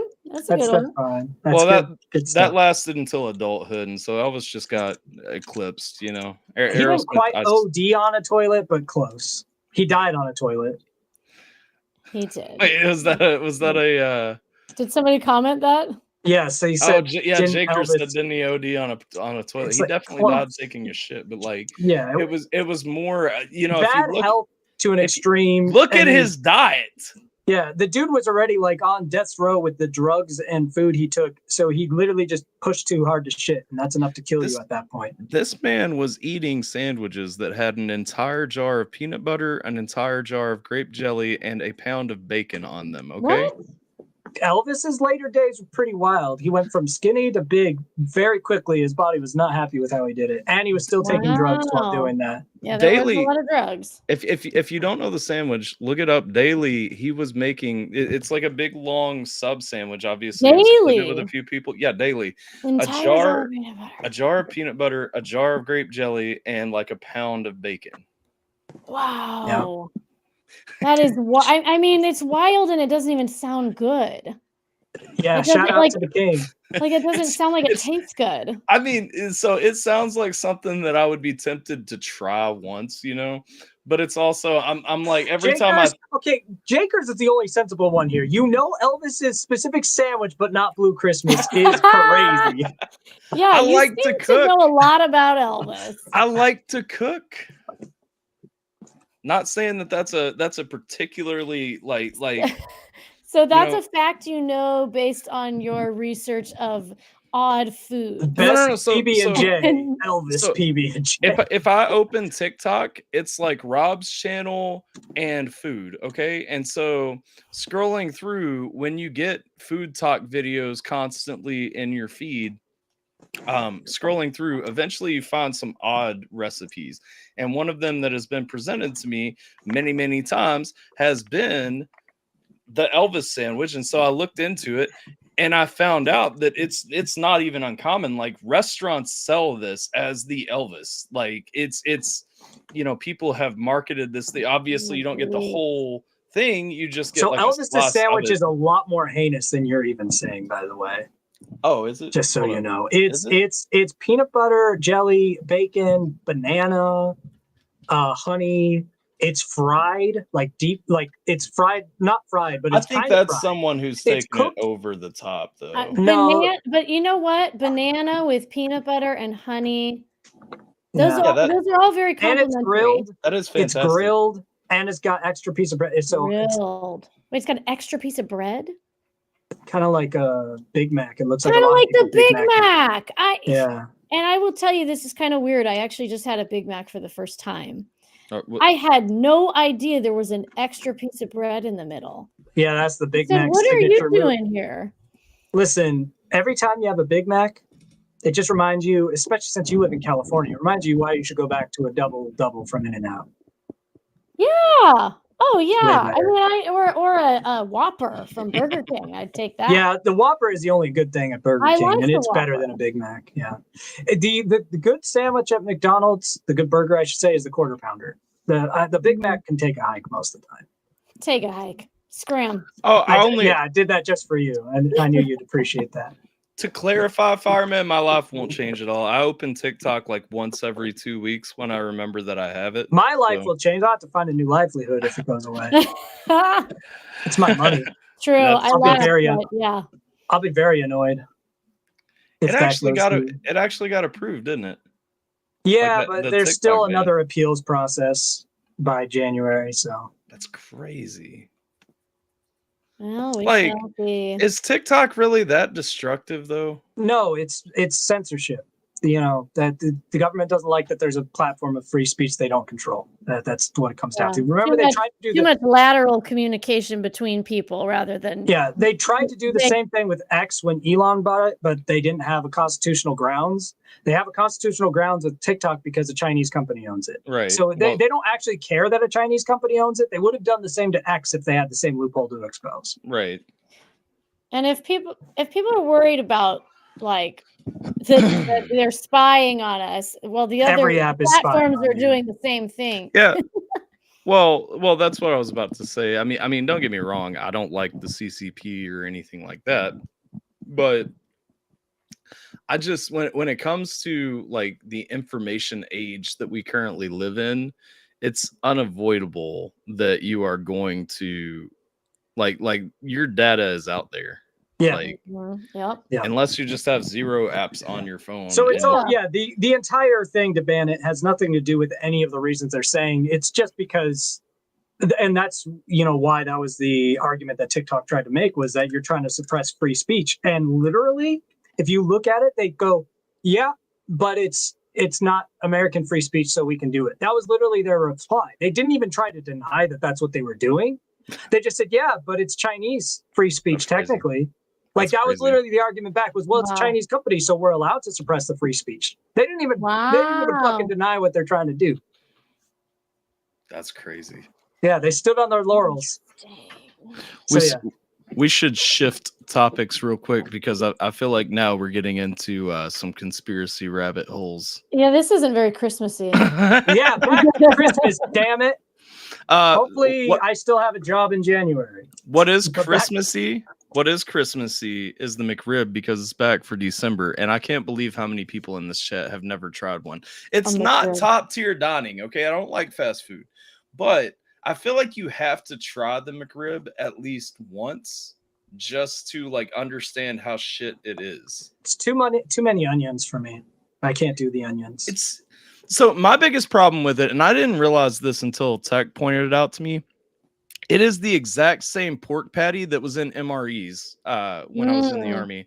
And that is just egregious and not okay.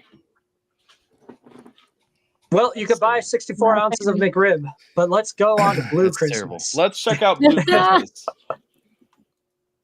I'll have a blue Christmas without you.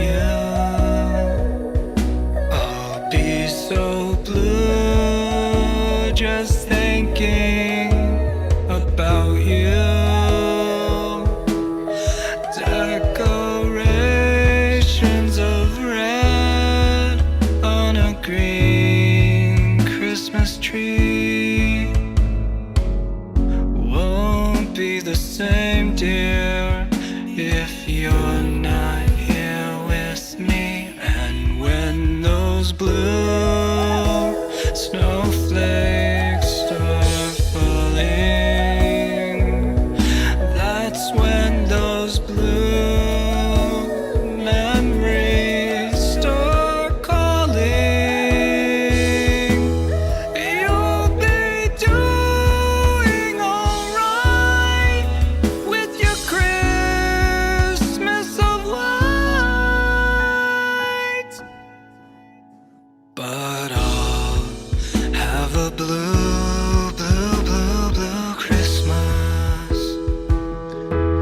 So I'm going to pause right here and I'm going to say this. So I don't remember the song originally or That's the original sad. You song. got to listen to you some Blue Christmas. Yeah. Well, okay, so maybe not, because I'm gonna say this: the pace of this song reminded me exactly why I don't like Elvis, or well, not why I don't like Elvis, why I don't listen. It's to not Elvis. your thing. It's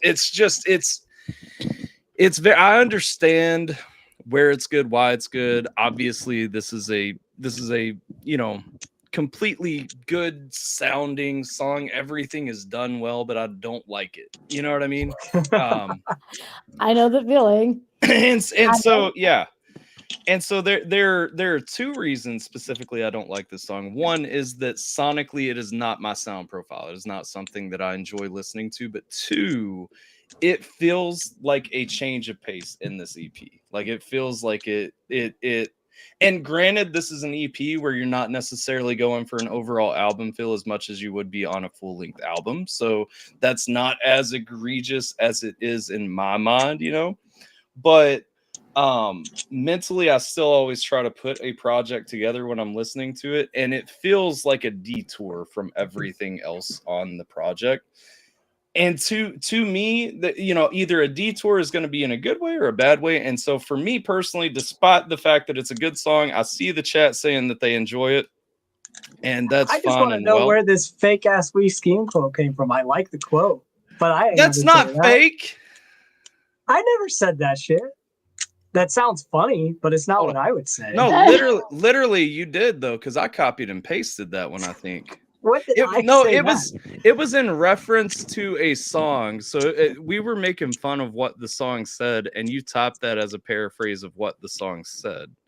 If I'm quoting the song. Yeah, you were quoting the song. You didn't say that. It was on one of my Thursday night streams, and we were listening. It sounds like something I would engage in, but I'm like, I don't feel like I wrote like that. I didn't write that.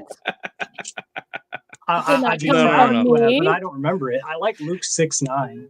69. Talk it to me one more time. No, that's the thing. I read it and it was hilarious, and so I copied it and added it as a twist. But right where's away the rest of it? context. What did Jesus die and reply? It cuts off. It says Jesus died and replied. So yeah, it only cuts off in this because there's a limit to how big the message is. What's the rest of it? Oh no, I remember exactly what it was. Because Okay. right there, okay, so here was the second Wow. part. It showed it before That was for some really reason. exciting. My dear brothers, why can't I say it?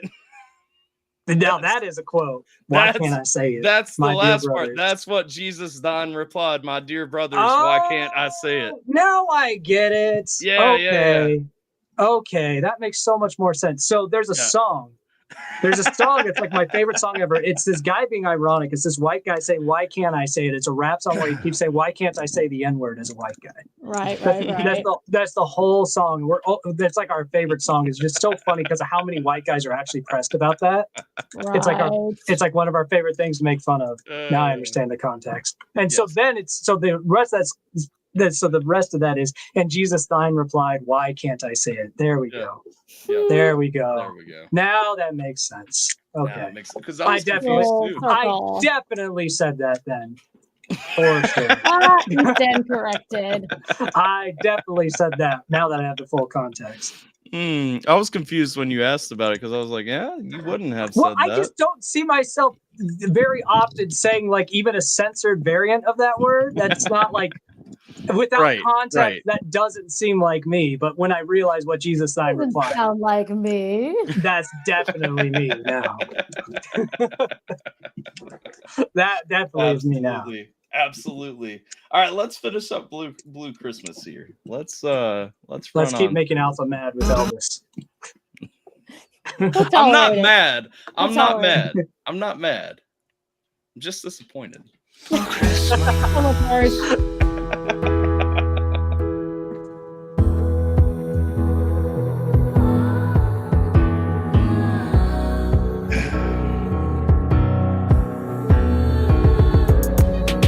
Okay. This isn't Elvis. No, it's not.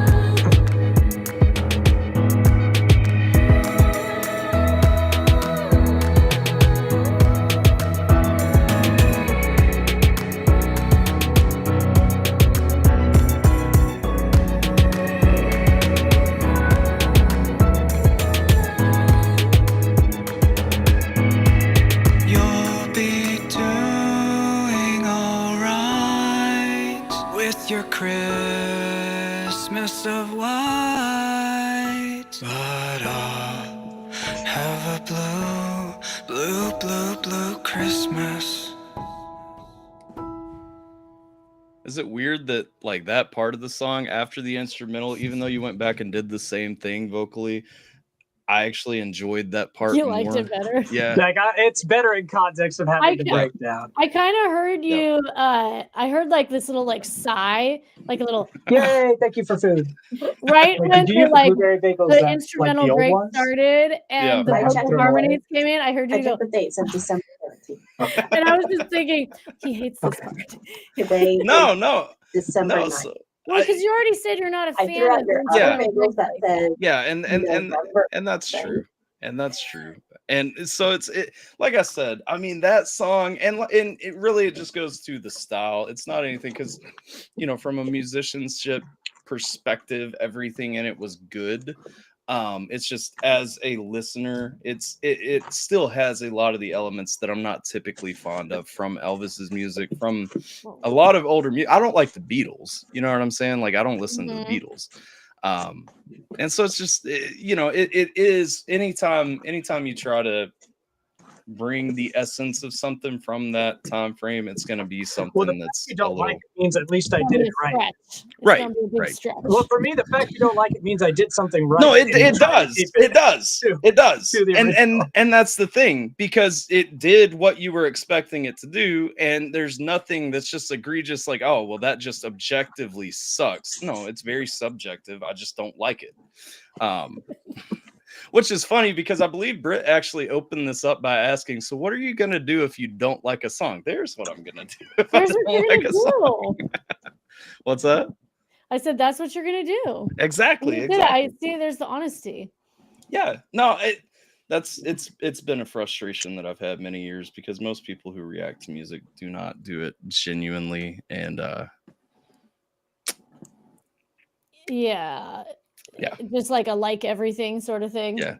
Oh, everything is fantastic. Everything is wonderful. Everything is great. First time hearing And then it's first time hearing "Don't Stop Believing" by Journey. First time hearing And the they're like, song "What?" that And you they're have 40 heard. They're 45 years old. Yeah. You know what? That's almost like you hearing "Dreams" by Fleetwood Mac for the first time. No, last that is week. not even close. Yeah. That is not Same at close. all. That's not the It's same. very at all. similar. No, if it was Landslide, it would absolutely be the same. Have you heard Landslide? Maybe I'd have to hold on. He hasn't heard it. He hasn't heard it. You've heard No, it. you don't know that. He hasn't heard it. I don't know titles of anything. Let me listen to it. Give me a second, and I will tell you if I've heard it. All right, you calm down over there. He hasn't heard it. Oh my God, no face. I think he's pressing play, and I'm fairly confident that he's heard it. What up, Sugar? How you doing? I'm making your girdle gooey. Whoa. Oh my. Yeah, I've Oh heard that my. song. Yeah, See, I've heard that I song. don't But think that- that has loaded yet for me. that's where I'm saying that you've never heard Don't Stop Believing is the same as saying you've never heard Landslide. You may not Yeah, have I've known the definitely name heard of it. Landslide. I've Yeah. definitely heard that. I don't know the name of it, but I've definitely heard that song. Yep. Dun, dun, dun. Yeah, I know. Wait, Alright. hold on. Well, So that's good. Denise says, what did Denise say? Let them know why I don't like the song. Let them know. Why do you not like the song, Denise? Y'all never heard Mrs. Claus by Bob Ritchie? Like Mrs. I- Claus. By I'm Bob confused. Ritchie. I'm confused. I got away in the chat. What you talking about, Denise? I don't think she ever contextualized it. I scrolled up. I just saw Bob Ritchie. That's all. It's time for Silent Night. It's time for Silent Night. It is time. Oh, for we got a Silent Night. special guest on this one. And Dad this is a bod song Todd. that I love. Who was Todd on here? Yep. Yeah. Spoilers. He's soloing. Hmm. Was that It's supposed to be only a Todd. surprise? We should have No, surprised you with that. It's not a surprise. It's only Todd. No, it's not only Todd. We're not even on this. We just said make a song for us, Todd. And we're gonna call it after the tone. Oh, yep. All right, let's check out Silent Night, featuring only Todd.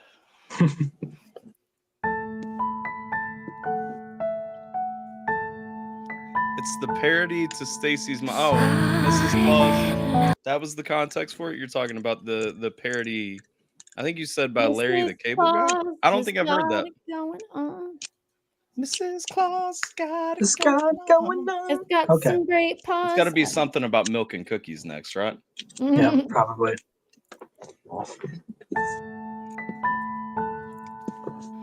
Silent night, holy night, all is calm, all is bright, round yon virgin mother and child, holy infant, so tender and mild, sleep in heavenly peace, sleep in heavenly peace. Silent night, holy night, shepherds cry at the sign, glory stream from heaven afar, heavenly hosts sing hallelujah. Christ the Savior is born. Christ the Savior is born. So I want to pause. No offense to you guys. I love your guys' music. I do. Todd has such a beautiful voice, and it always Oh, yeah. catches me Yeah. off guard. And it He's- makes me he's great. so mad that he doesn't use it more often. Like, He's been trying to with Matt a little bit. Matt's been forcing yeah, him. He Yeah. he got a new microphone from Matt, and Matt's been trying to get him into music a little more. that's wonderful. I really want him to make more music because just every time, especially on this, like he just shines. Like, and don't get me wrong, Silent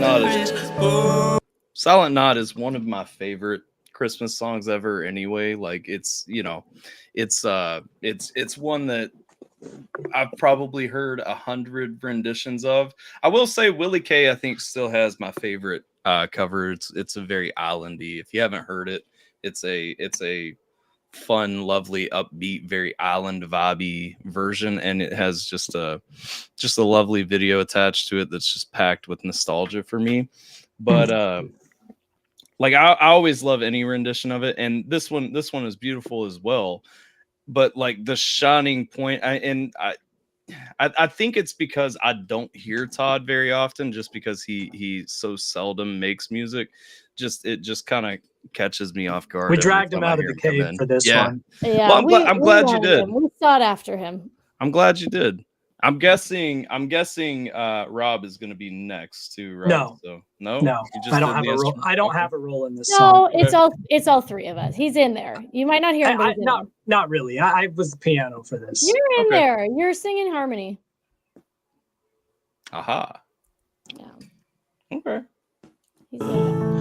Christ the Savior is born. Christ the Savior is born. Silent night, holy night, Son of God, love's good light, radiant beams from thy holy face, with the dawn of redeeming grace. Jesus, Lord, at thy birth.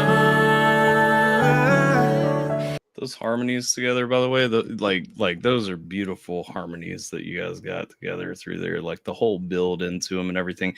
I think the first one that I noticed that kind of made me raise an eyebrow was on the first that time, but on the first Holy Night, like on the O for Holy, was where it really kind of hit like not a crescendo, obviously, but like where it really kind of hit the point that I was looking for. But just that building harmony is really just. Like I said, I love Silent Night anyway. I love a beautiful rendition of it, and this is a beautiful rendition of it. So kudos, but like just lovely, lovely. Of redeeming grace, Jesus, Lord, at thy birth. Jesus, Lord, at thy birth.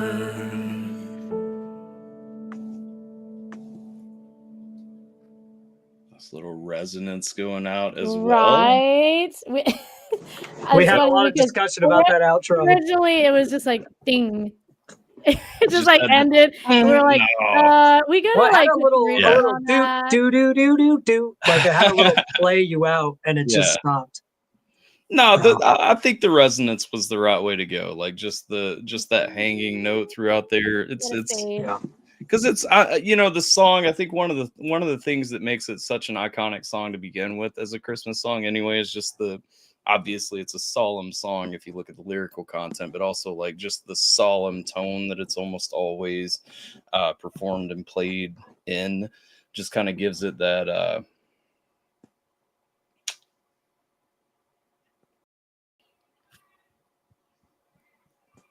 character. I don't know. We'll go with character. We'll go with character. I was trying to think of a more accurate term, but I've been sick, damn it. Character is what we're going with. All right, we have Carol of the Bells to end. That's the ender. It's acapella. The end. It's acapella, is it? It is, yeah. Yeah, and this one we kind of just threw together last minute. We were like, we were kind of scrambling, like. We thought, well, maybe we'll just have 5 songs, and then like randomly, I just like did the two my 2 parts with it, and then I was like, here, just send this to you, and you add some stuff to it, and it was just last minute we slapped it on. It's interesting that you guys went a cappella because I feel like the building instrumental is kind of what's become more iconic about this song. After the Trans-Siberian Orchestra. Which they do. Yeah, that's so cool. I love their because obviously you go further back and it's more of a caroling song with a ha ha ha ha. Like, but trans. We changed it a bit. It's much slower. It's slower, and we kind of went for a dramatic cathedral instead of the traditional. Okay. Well, I'm really excited. leaning into the See what happens. leaning into the creepy elements of the song a lot more. Right. It's a little eerie. Interesting. Okay. Let's see. Let's see. Hark how the bells, sweet silver bells, all seem to say, throw cares away. Christmas is here, bringing good cheer to young and old. Meek and the bold, ding dong, ding dong, that is their song. With joyful ring, all caroling, one seems to hear words of good cheer from everywhere, filling the air. Oh, how they pound, praising the sound, o'er hill and dale, telling the tale. Gaily they ring while people sing songs of good cheer. Christmas is here. Merry, merry, merry, merry Christmas. Merry, merry, merry, merry Christmas. On they send, on without end. Air joyful tone to every home. Hark how the bells, sweet silver bells, all seem to say, throw cares away. Christmas is here, bringing good cheer to young and old. Meek and the bold, ding dong, ding dong, that is their song. So is everything vocal in this? There's Yes. there's no like deeper drum tones in here or anything? No, I mean I put my voice through like Yeah. some No, pedals. I imagined you had a little bit of vocal. But yeah, there's vocal no effects on. tracks that aren't vocals. I obviously do some effects to help Right. out with the width of things and stuff. But yeah, it was Okay. a lot of throat coat to get those deeper notes. Gotta have a throat coat. It always comes around full circle. Yeah, I was drinking throat coat so much doing this. As much as a heinous name for tea that is, I was not able to hit those lows without it. I really like this.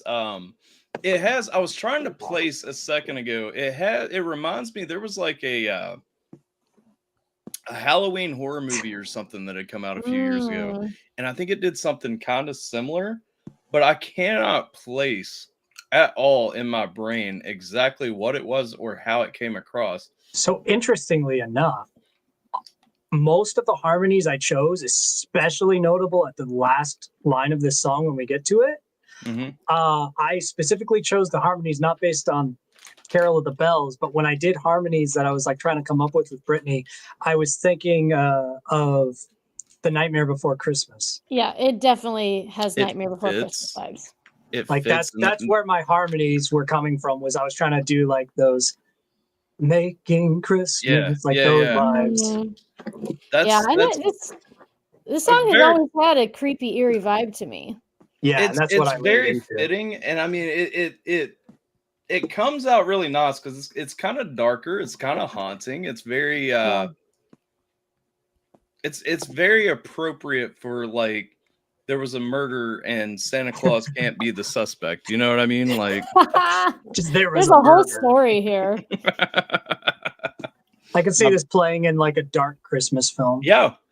No, and that's become really popular lately too. Like those like Black Christmas and stuff like that. You know? Yeah. Cares away, Christmas is here, bringing good cheer to young and old. Meek and the bold, ding dong, that is their song. With joyful ring, all caroling, one seems to hear words of good cheer from everywhere, filling the air. Oh, how they pound, praising the sound, o'er hill and dale, telling their tale. Gaily they ring while people sing songs of good cheer. Christmas is here. Merry, merry, merry, merry Christmas. Merry, merry, merry, merry Christmas. On they send, on without end. Their joyful tone to every home. There's your I definitely hear that. Yeah, that's the one I would say. You're really gonna hear it. That to every home. That's literally straight inspired from Nightmare Before Christmas, especially that line. Absolutely spot on too, man. Like I love that came movie. through. That was wonderful. I think it was a really good closer to the album. So I always look at how an album opens and closes too, and a little bit less important with an EP. But I mean, again, opening with that, it's interesting because you almost open with the cover of Have Yourself a Merry Little Christmas that gives kind of an ode back to what you guys are typically doing is after the tone, you know, your typical sound, a little bit of a callback, a little bit of a segue with the video and everything, you know, very thematically on brand opening the stage. but I love the finality too of the acapella Carol of the Bells, the darker tone. It's almost it's very okay. It's done. You know what I mean? It's It nice. didn't seem like we could have that in the middle. Like it had No, to it had to be at nothing the could end. I come agree. After that, yeah. Yeah. It's very good. Did Baby It's Cold Outside reign supreme then? I think that one started as your favorite. I'm gonna have to say Baby It's Cold Outside is probably my favorite. If I were gonna rank them personally, I would go Baby It's Cold Outside, Have Yourself a Merry Little Christmas, Carol of the Bells, Silent Night, Jingle Bells, and then Blue Christmas. Blue Christmas is 8th place, right? Out of 6. It's down there somewhere. It's I would say if we put the entire after the tone catalog into a playlist, it's gonna be at the bottom. It's gonna be way down. But Baby It's Cold Outside is going on the playlist, you said. Oh, Baby It's Cold Outside is absolutely going on the playlist. That one was fantastic. Silent Night's going on the playlist. And honestly, I will probably listen to Carol of the Bells again. Not like as a it's not going on the playlist just because I don't listen to a cappella music very often. Yeah, and you don't want that like coming up while you're in like the middle of the vibe. Yeah. And then that shows up. It's they're like, well, now I'm done listening to music for the day. Thanks a lot. Carol of the Bells is you're done. You've got to like, you can't listen to anything anymore. You have to like, I don't know. You have to go chop wood or something. Although it would be a fantastic song to listen to while chopping wood. Yeah. While chopping wood. Get a little. Well, maybe this can be our one-hit wonder. You've definitely got to. We were talking about our one-hit wonder. Yeah. Maybe this can be our one-hit wonder that we get in a scary Christmas movie. Yeah. I'm telling you, it's a huge market right now. It is. Like, is Carol of the Bells free domain, right? Public domain? Is it old enough? Oh, I'm not sure if it's public domain. We're gonna have to look think it is. I know Silent Night is, Jingle Bells is. Yeah, Jingle Bells and Silent Night are public domain. Yes. I know that. Carol of the Bells might not be. Have Yourself a Merry Little Christmas is not. Baby It's Cold Outside is not. Blue Christmas is not. No. But I don't know about Carol of the Bells. I know the 12 Days of Christmas just became public domain. Oh shit. This year, but I'm not sure I want to do that one. So speaking I don't. No. Speaking of public domain, did you guys run licenses for all these, or did you because I know that you recreated everything, so was it enough of a cover that you don't need to? No, we do have to get the rights for them. Okay. So Carol of the Bells, the music is public domain, but the lyrics, because it was taken from a Ukrainian folk song, are from 1929, so they'll hit public domain soonish. So there you go. Nifty. Yeah, that was what Taya That's put in the chat. That's probably why Trans-Siberian Orchestra went without lyrics. Only the instrumental. Clever. Domain. That's why they look at those little clever dudes. That is exceptionally clever. That is. And then they've made millions. I'm pretty sure even if you don't know who Trans-Siberian Orchestra is, their version. You know their version of Carol of the Bells. Yeah. But they so that means we just have to write our own lyrics, make it even creepier, and then you're good to go. Oh wow. The craziest that could really take off. Yeah. The craziest thing when I was in college, so I went to Eastern Kentucky University, and we had a Center for the Arts, and Trans-Siberian Orchestra was doing a concert at EKU at the Center of the Arts, right? And when they came through, I kept seeing these flyers, and it was like May. And I was like, why in the fuck is a Christmas band performing here in the middle of May? I didn't actually realize that they had other music because I only knew like that Christmas stuff that they had done, Carol of the Bells and stuff like that.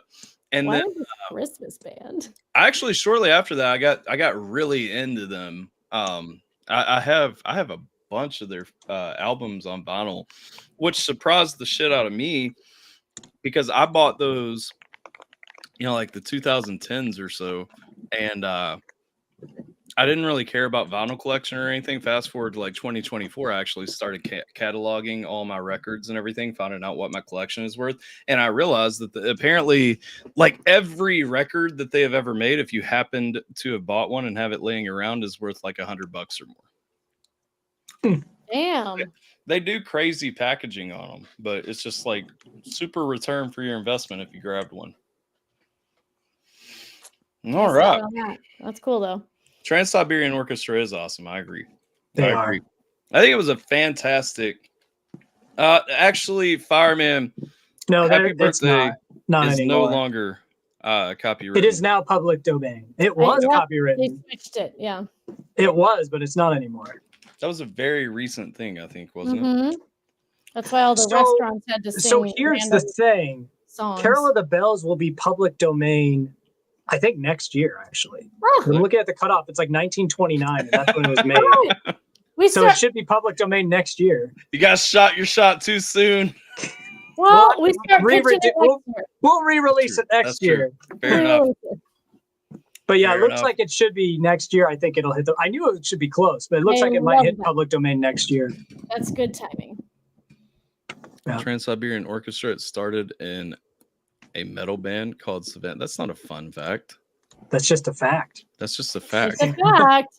Well, all right, so fair, I think it's time. If you have any burning questions for Britt, this is your time. You've already asked me questions so many times. I mean, questions for anyone. I was gonna put you guys on the spot because I'm gonna do questions very short. So chat, if you've got them, put them in the chat so that we can get them up. But I know that this 15-minute album review has turned into a 2-hour stream, and that was probably I told Brett's her it worst was nightmare. going to But, be fair. 2.5. Well, that doesn't count because we spent the half hour having conversation before the stream, so that's true. that doesn't count toward the allotted time. But so question up front, I guess, obviously. So you did mention earlier your music is going to be not Christmas music come January. So what does the plan look like? Are you guys working on a new project, or is it what you mentioned earlier, 2 songs a month kind of throughout 2025? Are you looking at more single releases or a bigger project type feel? So our plan right now is we are going to be doing 2 songs a month. Mm-hmm. So we don't have plans right now for another album or a specific project, but that we're just going to be kind of like popping out singles every month, and we're going to be doing covers too, because there's just so many good songs out there that we already love, and we're like, well, we might as well do that too. Right. So we're kind of going on the single train next year. Single train, fair enough. A lot of our people plan. But you never know what's going to happen. That was actually our plan this year, and then we were like, nah, let's make an album. Right. So we made White Lies instead. And for the record, that album was fantastic. I really actually enjoyed that one. It was, I could have gone with a few extra songs, short projects, we did that in like 2 months, I think. Yeah. I think we wrote it we did it all really quick. It was a fantastic project though, 100%. And I was kind of wondering because the thing is, as somebody who's been along for the story, and this kind of plays into Richard actually asked how you guys met. Long story, Richard. Funny story. Do you guys want to talk about that at all? I mean, obviously, I know the story, and it's a key hallmark to our marketing at this point. So it is. Yeah, we met in college. We were about 19 years old. Yep, 2009, 2008, 2009, somewhere in there. Mm-hmm. Yeah, maybe 2008. I was making music just under my name, and I had a song that everyone's like, "This sounds like it should be a duet." It's called Should We? And everyone's like, you should make this a duet. And I was like, well, I just met someone in, I think it was a civics class or something. Yeah, it was like a history class. Yeah, world history, world civ or something. And I was like, I just met a singer. And I was like, hey, do you want to record this duet with me? And then Britt did. And when I released that album, I had a song that my brother made a music video for that wasn't that song. And I was trying to pitch it as a demo to labels and stuff. And the only song anyone that I showed it to talked about was Should We? It's like, that's the song. That's the best song. So I was like, hey, do you want to re-record my album with me? And Brittany was like, okay. I was like, okay, then we need to call ourselves something. So After the Tone is what I came up with. And we re-recorded the whole album. And then she added a song that she had written that I produced. and then we recorded that one too. So she came over to my house a bunch of times on the weekends to record this album. And then I think like 2 times. I think we did it in like 2 times. was it twice? Was that I all think we it did? was twice. Yeah. Okay. And then at the end of April at the school we were going to. So our summer break had started, and actually it might have been the end of March that this started. It was really early summer break at that school. So summer had started, so she went back up to NorCal. I was in SoCal, and I pitched our stuff to a bunch of labels. And one of the labels, Fueled by Ramen, were interested, and they wanted to meet with us. And so they're going to meet with us with an A&R in SoCal, and then they would probably fly us out to Florida, where they were located at the time. So I called Britt, and I was like, okay, I got to talk to you about something. Call me back. And I didn't really talk about what it was because I wasn't really supposed to, because the A&R was like, hey, you're not really supposed to talk about this. We just need to meet with you guys. And I'm sure I probably could have. I just didn't know what that meant. Like, because I was a kid still at the time. So I was like, okay, I'm just not going to tell anybody, like, unless it's in person, just so I don't get in trouble. But she never called me back. And so I kept leaving voicemails and stuff that she never called me back. And so that scared them away. And then they were like, look, she's the talent. Like you're part of it, but she was the talent. We're not interested in talking to you. They did. That was the words used, was she is the talent. Like, cause I said, hey, I might be able to get a hold of her later. And like, can we, like, I can meet with you and we could see if we get a hold of her. Like, they're like, no, we're not meeting with you. She's the talent. So then I moved to Indiana to finish college, and was not too fond of that experience. We didn't talk again until 2018. I talked to her as We Scheme anonymously. Right. I didn't know that was you though. And I tried to find it. This artist is talking to me. Cool. I was trying to find out why she ditched, because I'd always thought there was like some reason that she ghosted me. So I was trying to see if I could get it out of her as an anonymous persona. And I never found that out. Then I released an album called After the Tone Is We Scheme, with diss tracks on her and just kind of blowing the whole thing up. And the We Scheme community is like, are you going to tell her before this album comes out? And I was like, no. Like, you should probably do that, because I had already done the face reveal, so she knew that I was We Scheme, but that was all she knew. Right. And I had messaged you and was like, whoa, hey, how's it going?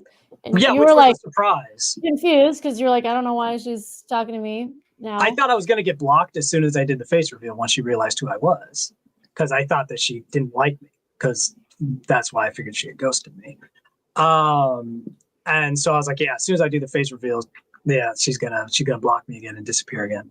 But she didn't. I was like, that's interesting. So the We Scheme community is like, you should talk to her. So then I wrote her a big message on Instagram. I was like, so yeah, this happened. And then she's just like, we need to talk on the phone. And kind of, yeah, because I had no idea.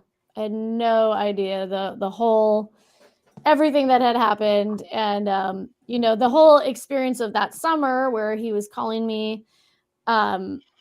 It was just a very blurry experience to me of being in San Francisco, having a flip phone, not really being like on my technology a lot, and just not connecting about it, and then not really ever following up together. And then you left the school.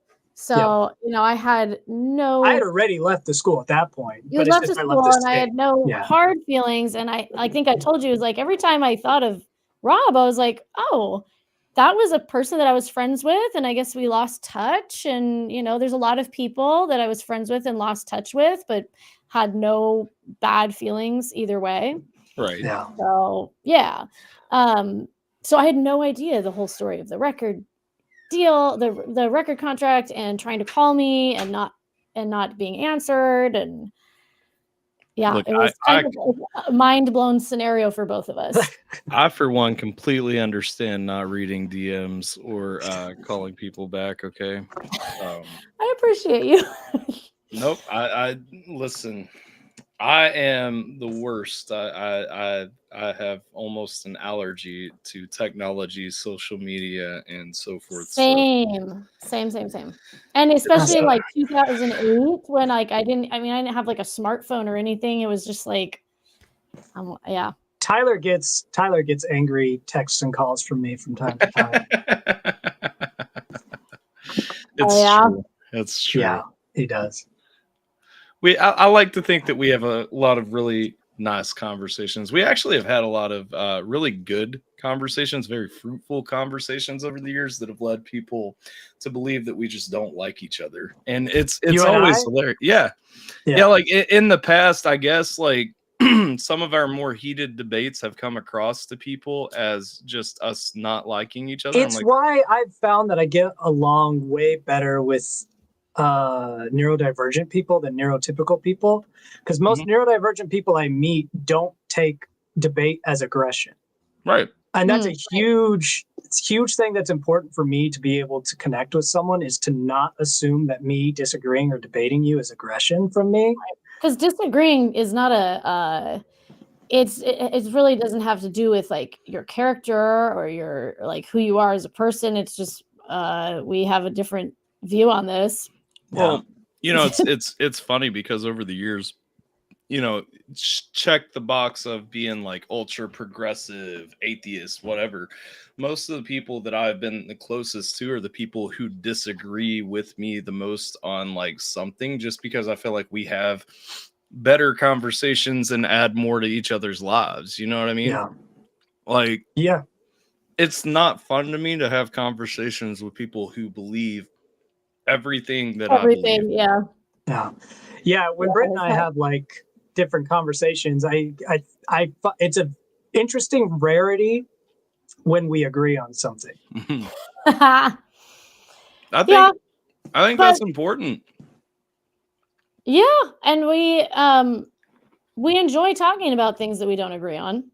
Yeah, it's because I think we agree on a very principled level. It's kind of like you and I, Tyler. We have very much the same, very similar, at least, foundations so far as our general idea of like morality and humanity.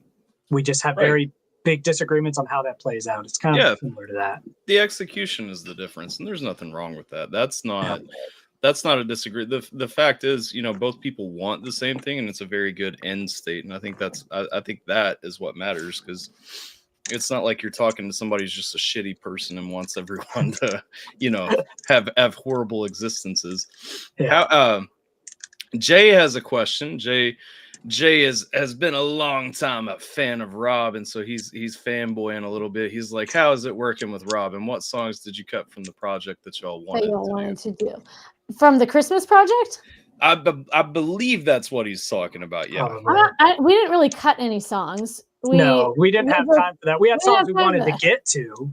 Yeah, which we will next year. Yeah, we'll get to next year. So yeah, we'll there will be more. Puppy.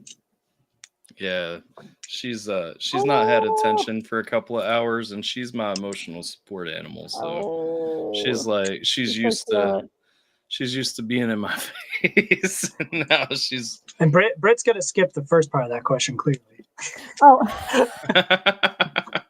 How is it? How is it working with Rob? Is that a rhetorical question? No, Rob is. I guess I'll go sincere with this, just because. I mean, Rob is someone who is dedicated, motivated, and follows through like no other person. High praise. Yeah. And we talked about how we have conversations about things that we agree on, disagree on, and it's always I think that we are able to challenge each other in lots of different aspects of life, whether that's musically or just interpersonally. Yeah. I think that's fantastic. I mean, that's where that there's depth to a relationship beyond just making music together or being in a band together or something like that.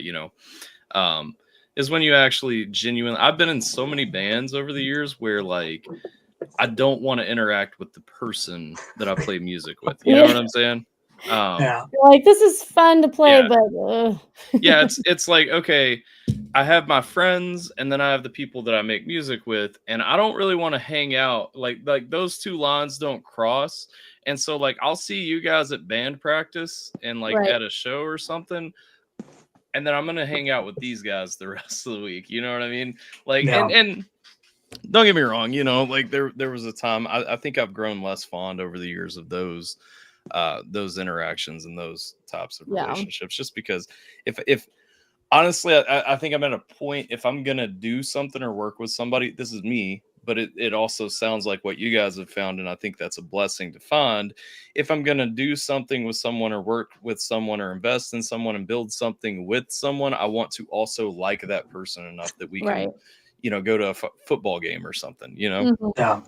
I think one thing is when we did this reunion, it was interesting trying to figure out each other's motives. Right. You know, when we started in. Right. And I think the big motive was just, I don't know, kind of an element of, all right, I guess we might as well. We liked it before. Yeah. Yeah, let's see what happens. And yeah, it's when we meet and we plan things and we get sidetracked a lot, just like kind of just being friends, which is probably a good thing that sidetracks us. Right. Yeah, it's an important part of it. It is. I mean, it's a curse and a blessing, and that's where I go a lot of times with. I mean, you know, even if it's something like doing a stream here, you know what I'm saying? Like, okay, how does a 15-minute album turn into a 2.5-hour review? Because I actually enjoy talking to the people that I'm, you know, yes, the music, we want to talk about the music. We want to expose people to the music. I think Richard just heard your music for the first time, which is awesome. Richard, Hello, make sure Richard. that you go and follow them and check out all the rest of their music as well. But, you know, it's one of those things. It's always great to expose the music and you know, help people find something that I think you we care were about. first for Denise as well. Wait, what was that? I think we were a first time for I don't Denise believe as so. well. I think Denise, tell me if I'm wrong. I think you were with us on the last album review. Maybe as well, she just yeah? didn't recognize it because it was Christmas music. Maybe. Maybe. And It's a I wasn't different there, vibe. and you would have had a beard. Yep, I don't look like That's- the same We're like person. different people now. Yeah, that's Yeah. true. That's true. A lot of Basically reasons to not different people. remember. We're restarting. Top Christmas song for each of you, not from the EP, but can have to. My favorite Christmas song is The Christmas Song, and we avoided that one because there's the line, folks dress up like Eskimos, and we realized people will be mad if we leave it, and people will be mad if we change it. And it felt like a no-win situation. That's why we did Have Yourself a Merry Little Christmas, because it's similar. But we were like, if we leave it, folks dress up like Eskimos, someone's going to be mad. If we change it, folks dress up from head to toe, someone's going to be mad. So we're like, no, we're not dealing with it. It's so ridiculous, but it's so true. And that's like the thing. I'm not saying that to demean anybody who feels one way or another about it. I'm saying it's ridiculous that that's a consideration that you have to have. Yeah. Like, it's the world we live in. You do, you know, you got to think about these things. Yeah, so we just went with Have Yourself a Merry Little Christmas. We're like, we won't have to deal with it because it wasn't the same as Baby It's Cold Outside. Changing that song, we're like, we're not going to make anyone mad with what we're doing because we're not trying to be PC. We're just reinventing it. But and if someone's mad, they're like, oh, we made the song sound less date rapey. What's your deal? That's kind of weird if you're the one mad at us for that. But with the Christmas song, yeah, it's just a very clear, you have to make a decision. Do you keep it original or do you update it? And whichever way you go, you're making a statement that's going to make someone upset. Yeah, no, 100%. I mean, that's valid. And it's definitely, I don't know. Like, so that's my favorite song that's my top Christmas song. That and It's the Most Wonderful Time of the Year are like my two favorites. It's the most Britt? Wonderful time. I do really like that one too, the Christmas song. Yeah. I think my other favorite is Christmas Time Is Here, Peanuts. Ooh, I love the whole fair. Peanuts concept of Yeah, that's fair. That's a very melancholy song. So good. I mean, it is melancholy, but hello. Well, that's us.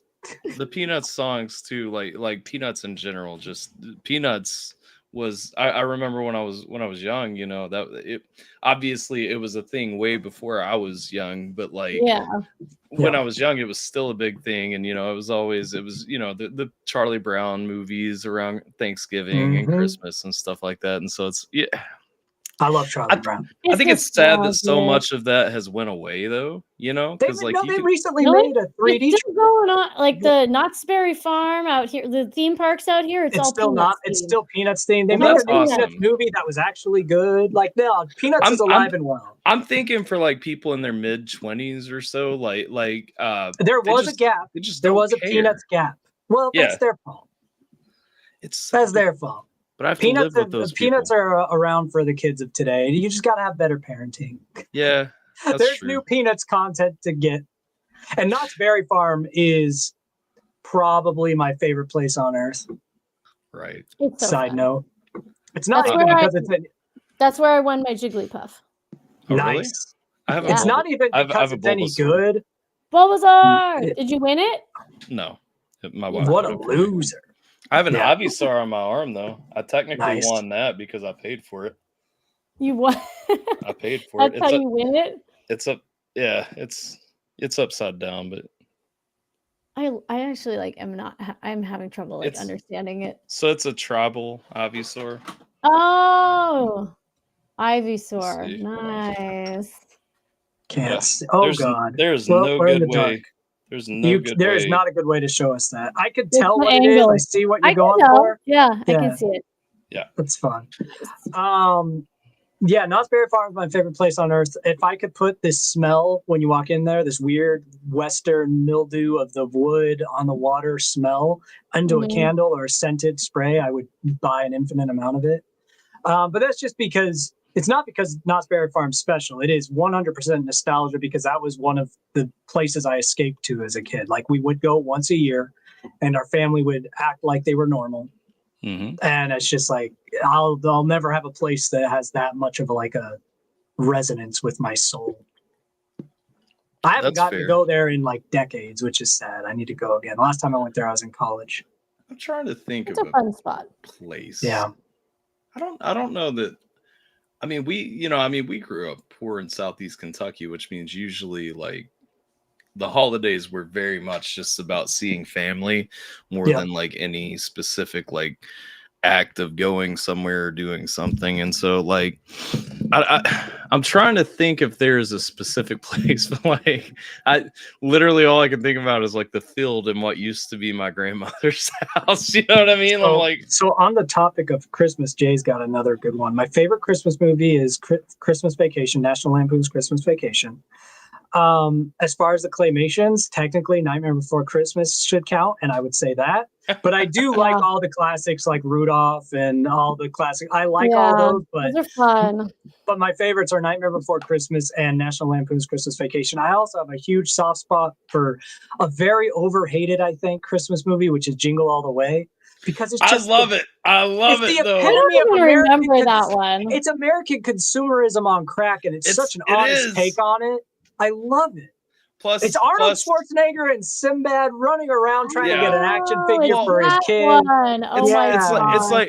It's like too, as a young boy in the 90s, every movie you were supposed to watch was supposed to have Arnold or Sinbad in it. You know what I mean? And so it's like exactly. And then there's just that scene, Dasher, Dancer, Prancer, Vixen, Comet, Cupid, Down to Blitzen.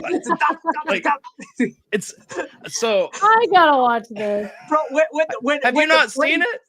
I think I've seen it like when I was little, like a long time ago. But it's just been so long. It's so good. Watch it. Everyone buries it like it doesn't matter. No. When Sinbad fakes that there's a bomb in the package, but there really is one. Sick people. Oh my gosh. Turbo Man.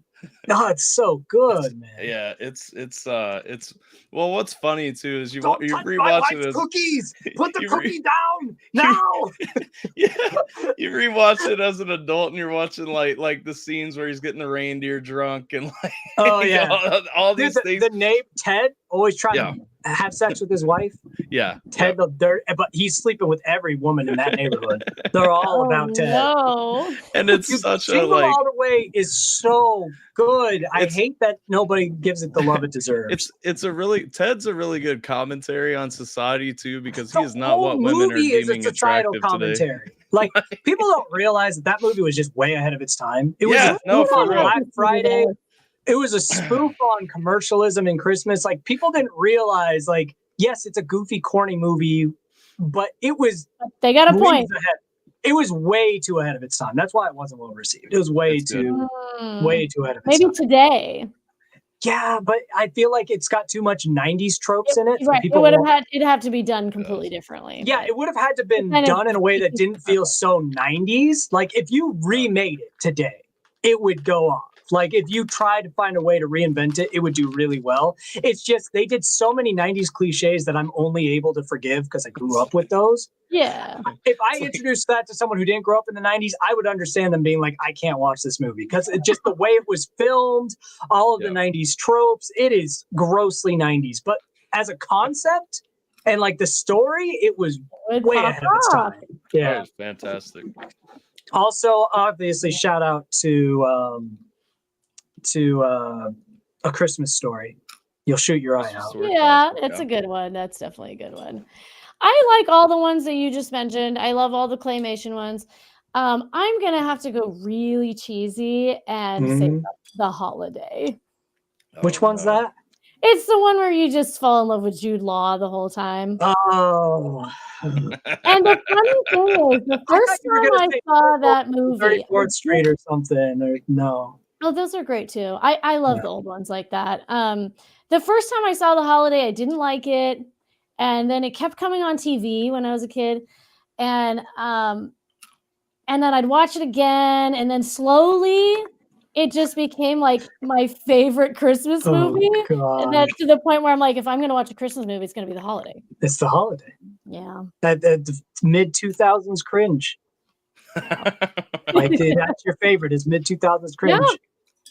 Isn't right. Jack Black in that one? Jack Black, Kate Winslet, Cameron Diaz, and Jude Law. Yeah. Tell you what, the worst. Speaking of Jack Black, the worst Christmas movie I've seen in a while.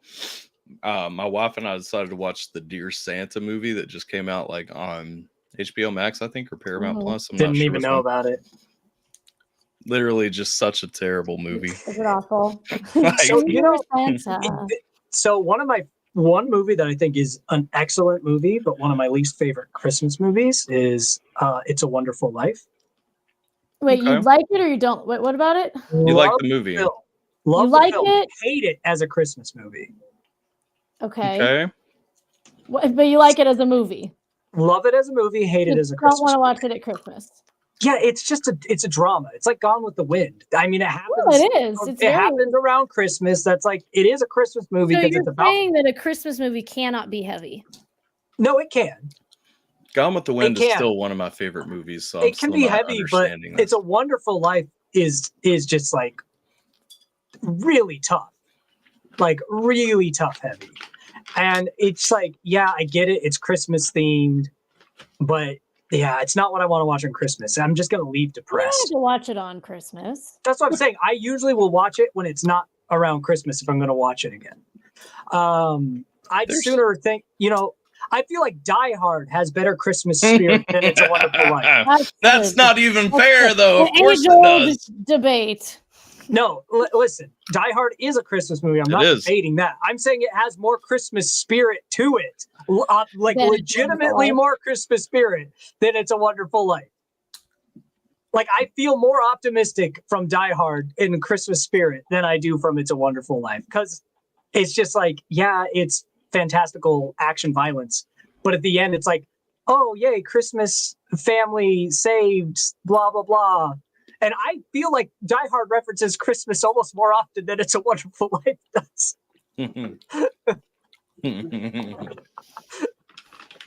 There's JJB. Oh boy. There's my Mexican Whitey. What up, Jason? How you doing 2.5 hours later, my G? All right. Well, we've taken 2.5 hours. She was warned, but she was warned 2 hours. She wasn't warned 2.5 hours. That's true.